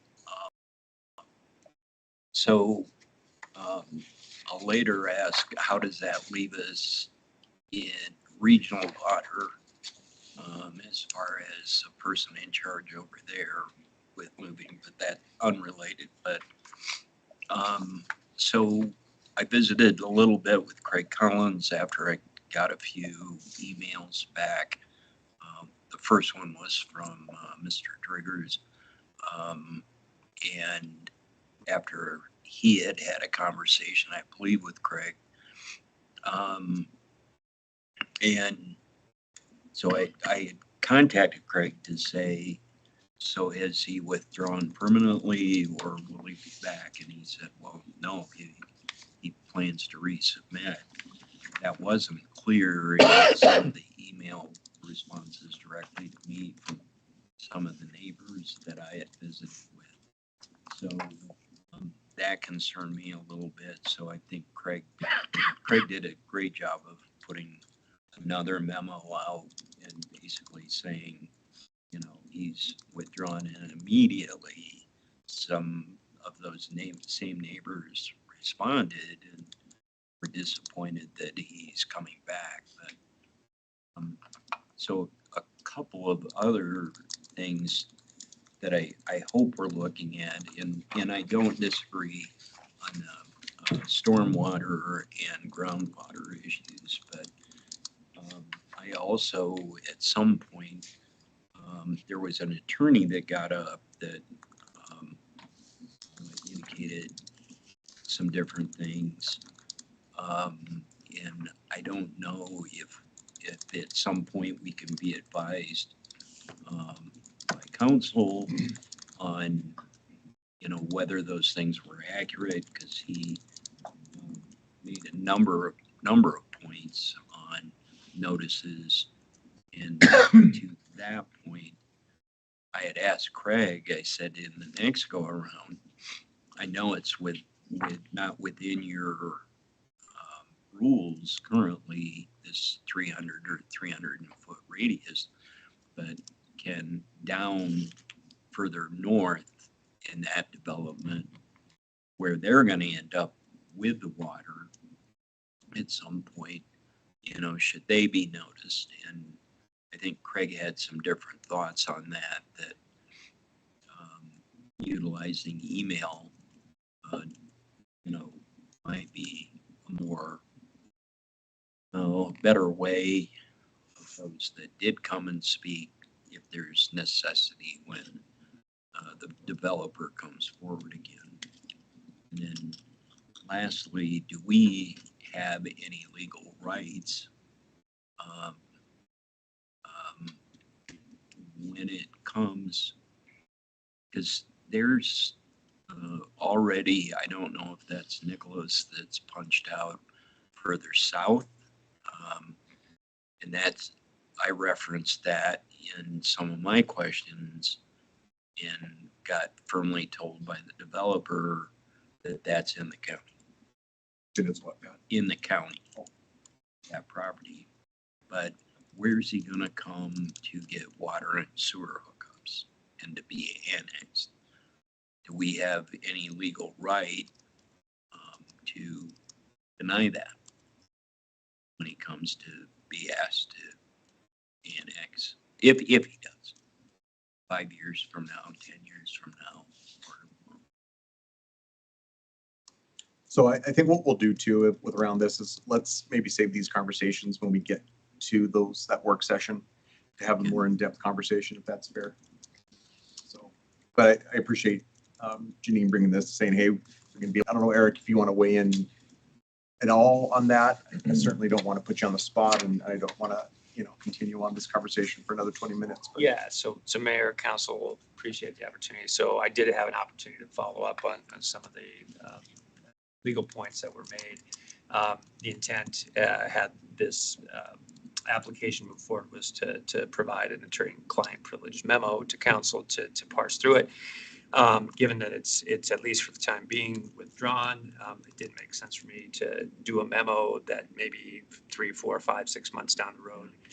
And I don't know what the new application is going to look like. I don't know what additional studies are going to be, how it comes forward. So my thought is to cross that bridge when we come to it.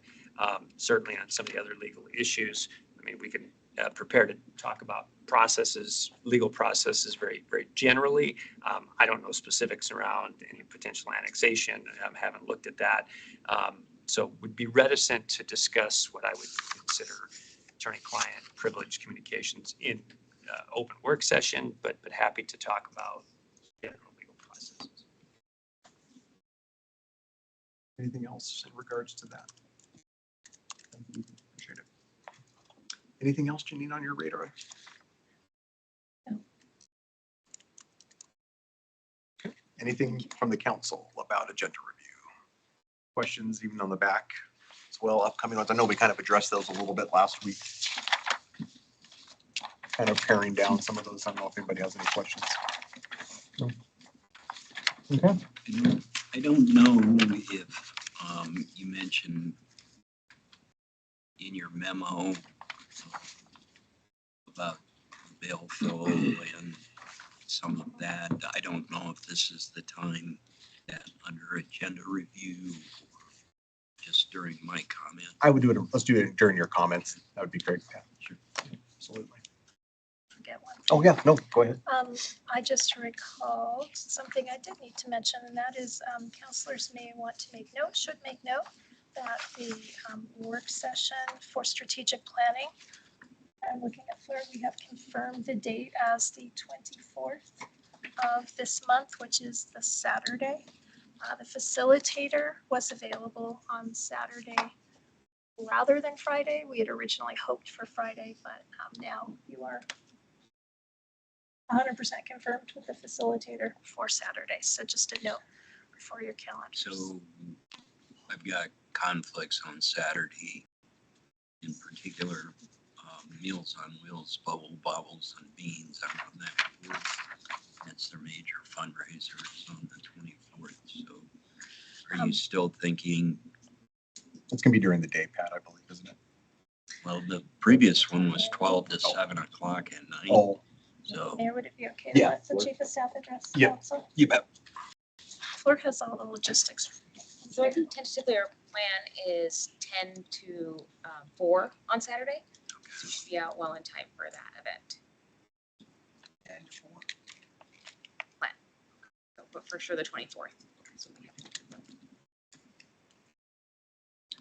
Will you guys send out an invite on that for us? Yes. Okay. Thank you. So the facilitator has to come from out of town or what? Yes, he's from Montana and he has another event in Great Falls, the 23rd. So that's why the time is tentative, just to make sure that he can be here by that 10 a.m. start.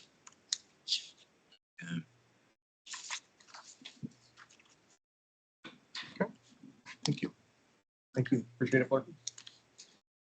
I appreciate your willingness to convene on a Saturday, council. I know it's not ideal for you. We'll feed you good lunch. Absolutely. All righty. Counselor on the table. We'll go ahead and start with Amber. Just give an update on Parks and Rec. We met last week. You should be seeing the previous month's minutes in your agenda shortly, but this month or in your info packet, but this month we talked about, we talked to Casper Junior Football, Casper Soccer Club, Community Rec Foundation. Those folks reported great seasons. No real requests of those facilities. Seemed like they were all happy with how their use of those facilities was going. Got to get some update on Community Rec Foundation and some of the events that they're supporting at the rec center. And then this group you see on your future council agenda items, the Ski Casper LLC lease. So this group now is charged with hearing presentations from various groups as we consider leases as kind of an additional layer of vetting before things are brought to council. And so that group is currently in that process. And would mention, I think that process has actually been really going well. And I think that group is well positioned to dig into some of the nuances of how we use these facilities in a way that maybe council doesn't quite have as much insight into. So I'm appreciating their input a lot. And I would also say, just an update on that group generally, all the members of that committee have been reassigned as liaisons to individual groups of users, groups of user groups. And so we have the chair of that committee has charged them with touching base more frequently with their user groups to kind of keep year-round conversations open. Staff already does that, but as another layer of kind of making sure that we're in good communication with all of those users, which I think is a great thing to be doing as well. And so those assignments have been made. And so nice to have a group of committed community members who are providing, I think, a lot of insight to our work here. So great meeting again, and we'll keep it updated as lease develops and conversations that are happening there. So I have LGBTQ advisory this Friday and regional water next week. So we'll provide updates on those at our next meeting. So out of Downtown Casper Business Association meeting this morning, I went through and talked about a couple of things. Was the joint meeting of Old Yellowstone. We had a change of the guard. The joint meeting coming up, I think, on the 26th, if I remember right, with Yellowstone, EDA, David Street Station, DCBA, city, and police department and stuff.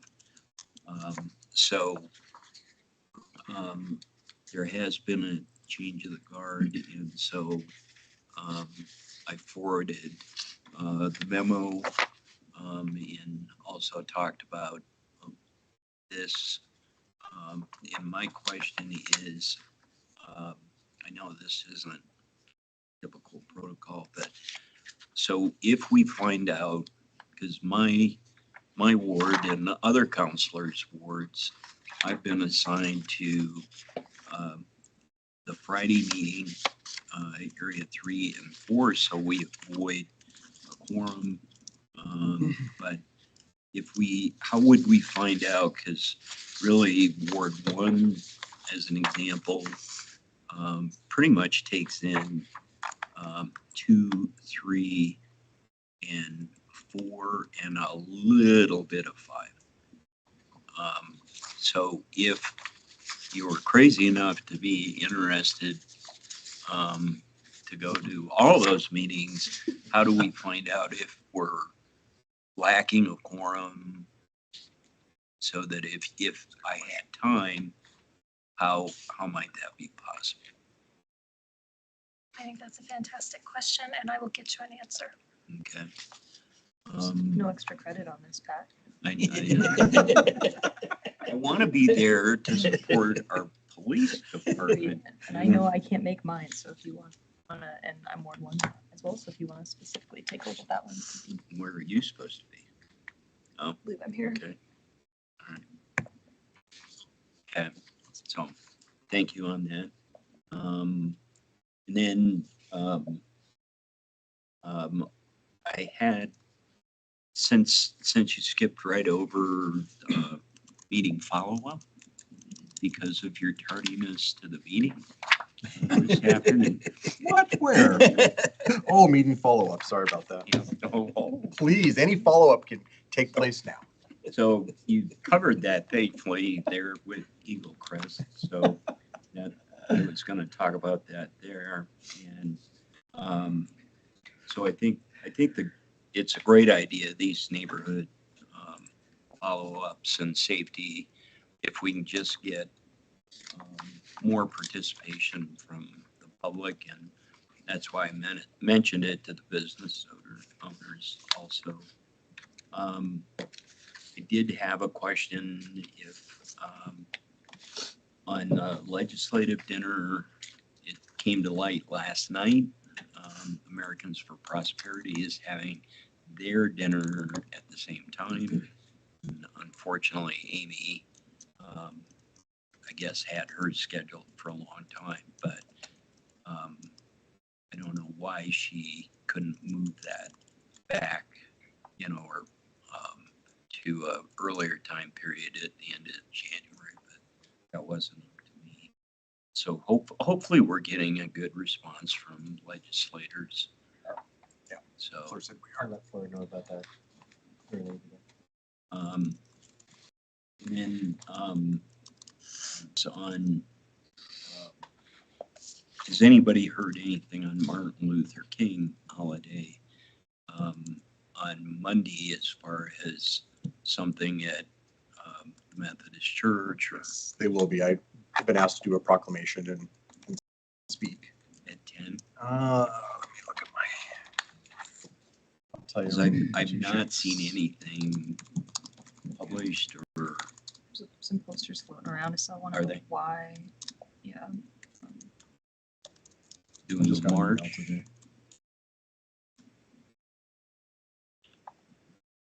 Just send me the outline. Hold on a second. 10:30 a.m. starts over there.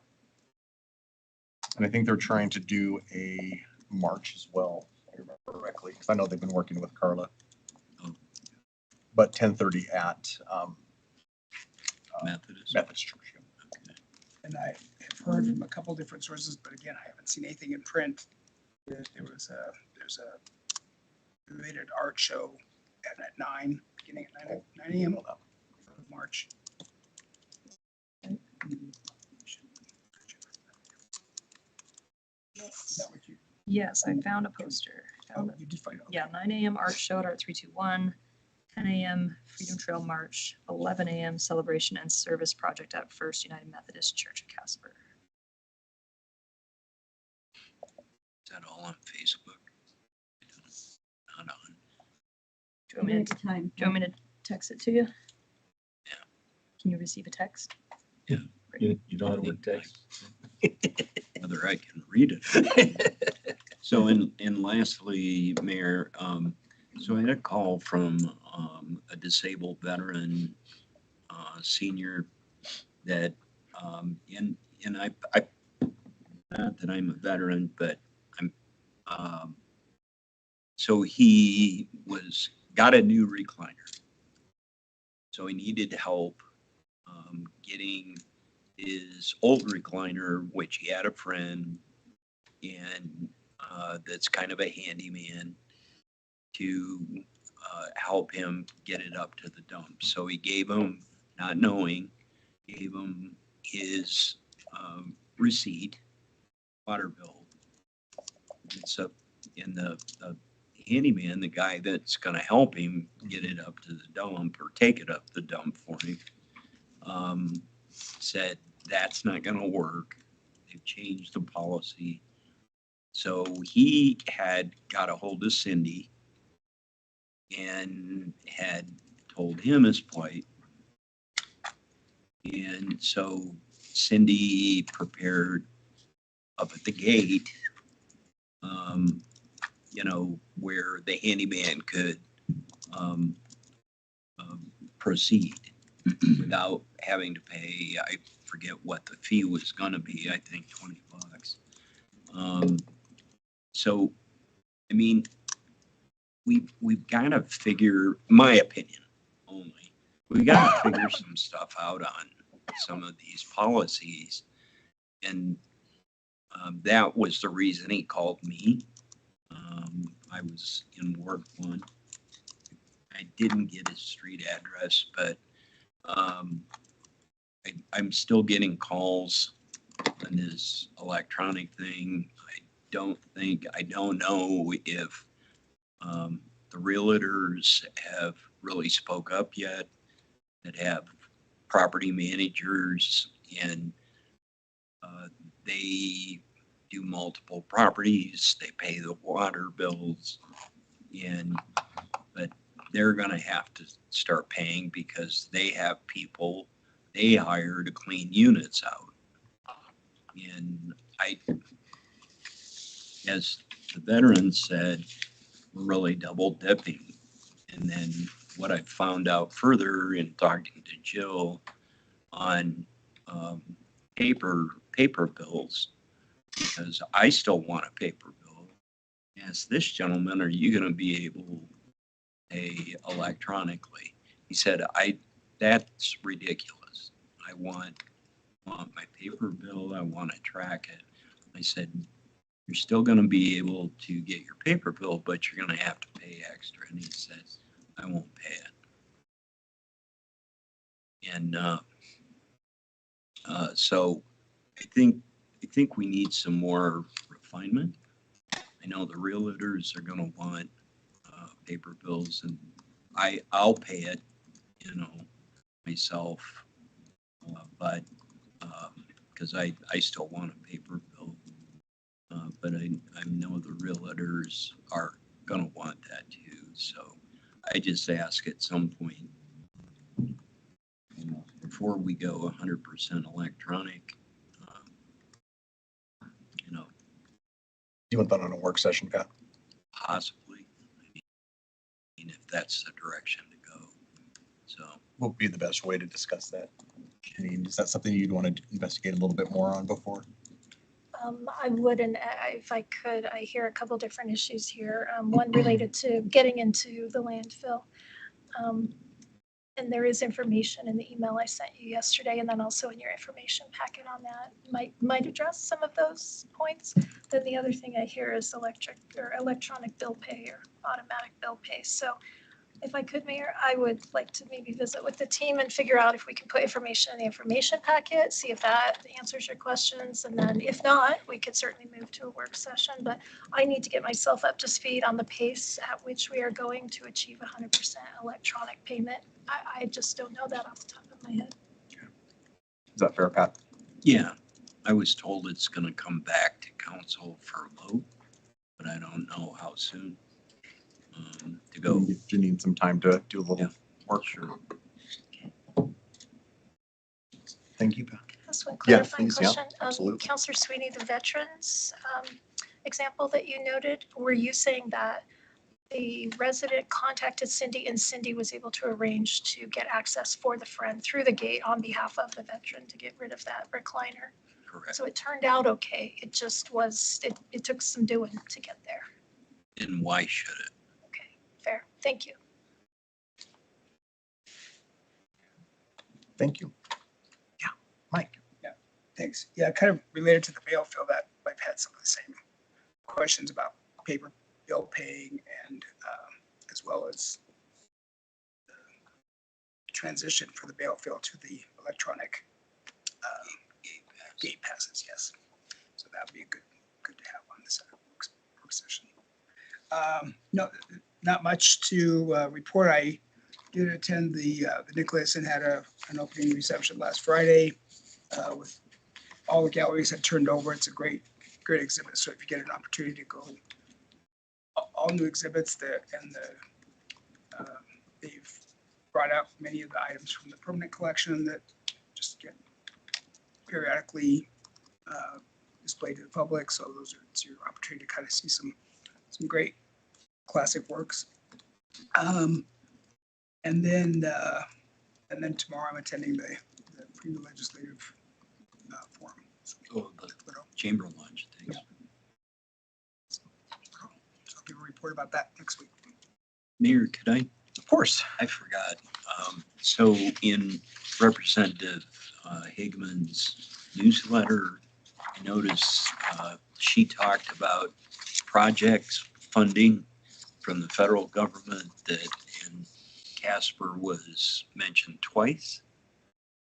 Police fleet vehicle replacement for $828,000 in the North Platte Sanitary Sewer Project for $1,750,000. And I just was wondering, did she help with those? So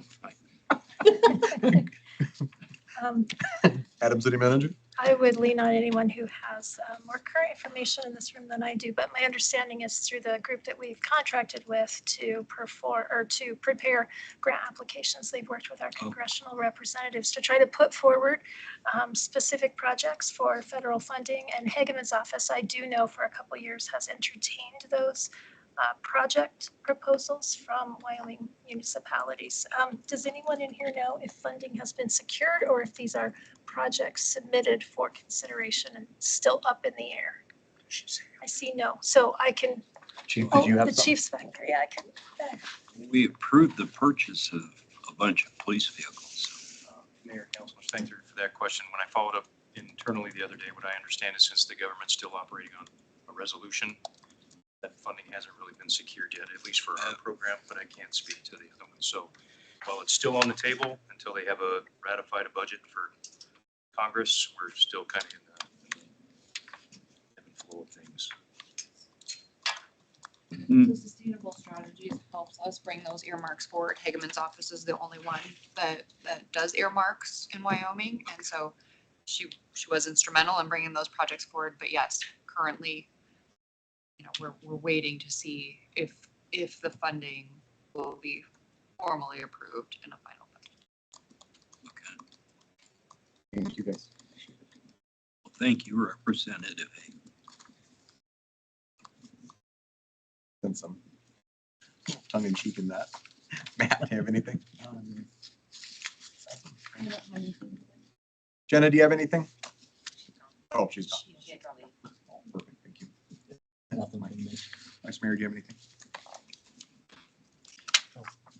Thanks, Mayor. Last Thursday, I think it was, I attended a town hall held by Rebecca Bextel and her group Eyes on Wyoming regarding the quote-unquote property tax scheme she's been promoting as it relates to affordable housing in the state. I know I saw some other folks there as well. Found the presentation to be very tangential, kind of jumping all over the place. There was lots of confusion about how LIHTC, low-income housing tax credit financing, works, its allowance under existing state statute, and other aspects of HUD processes and policies. I didn't see any evidence to believe that anything illegal or unethical is happening, but we'll continue following that. Got the opportunity to connect with lots of folks, at the very least, got the opportunity to connect with folks and have lots of conversations with folks that I probably find myself on the opposite side of the aisle from, but good talks. Continue following and keep us updated as that continues. We heard from Jody earlier regarding domesticated fowl, but she does also send us weekly sit rep reports for the Metro Animal Shelter. And as was indicated in the most recent one, they've been very successful at placing cats, mostly due to relationships we have with other rescues and nonprofits. But at least at that time, they had over 60 dogs, which I believe is our cap for capacity. Like I believe that's our. Oh, you're still here, Jody. Okay. Down to 45? Wow, good job. Still, though, if folks are interested in adding to their family, probably worth a tour of the shelter. Make sure there's no good dogs up there that are waiting for a home, and helping adopt those dogs out so that we have that capacity when we need it. That's all I got. Thank you. Thank you. Just a couple items for me. I will also be joining for the pre-legislative forum lunch tomorrow, so looking forward to that. Kyle and I will be at the Council of Governments, i.e. the Mayor Commissioner meeting breakfast at Angleton's. We'll be joined by Janine, which would be great to introduce Janine to everybody there, the mayors and the commissioners. And then, as referenced already, I will be reading a proclamation and speaking at the MLK Day event that they have at First United Methodist. So I'm looking forward to doing that. And that's all I got. So here, thank you, Kyle, for your question at that event. I got there late. And it We was, received a round of applause. It was such a good question. I believe they were applauding in my favor. Took a bow either way. and when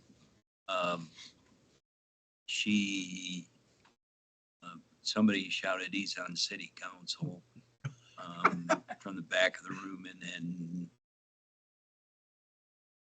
there was another exchange which I thought was pretty new for asking you. I can't remember the exact words, whether you're radicalized or whatever. But yeah, so. It was a fun event. And you even thanked her for the food. So.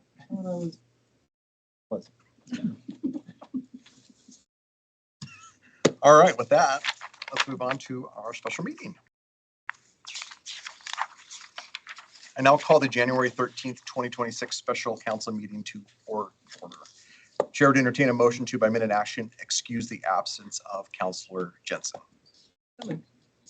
Moved by Pollock, seconded by Bond. Any abstentions or nay votes? All voting aye, say aye. Aye. Motion passes. A notice of an executive session to take place at this date and during this meeting was given. We have matters to discuss regarding personnel matters. Therefore, the chair would entertain a motion to adjourn to an executive session, and at the conclusion of that executive session to reconvene this special meeting solely for the purposes of adjourning the special meeting.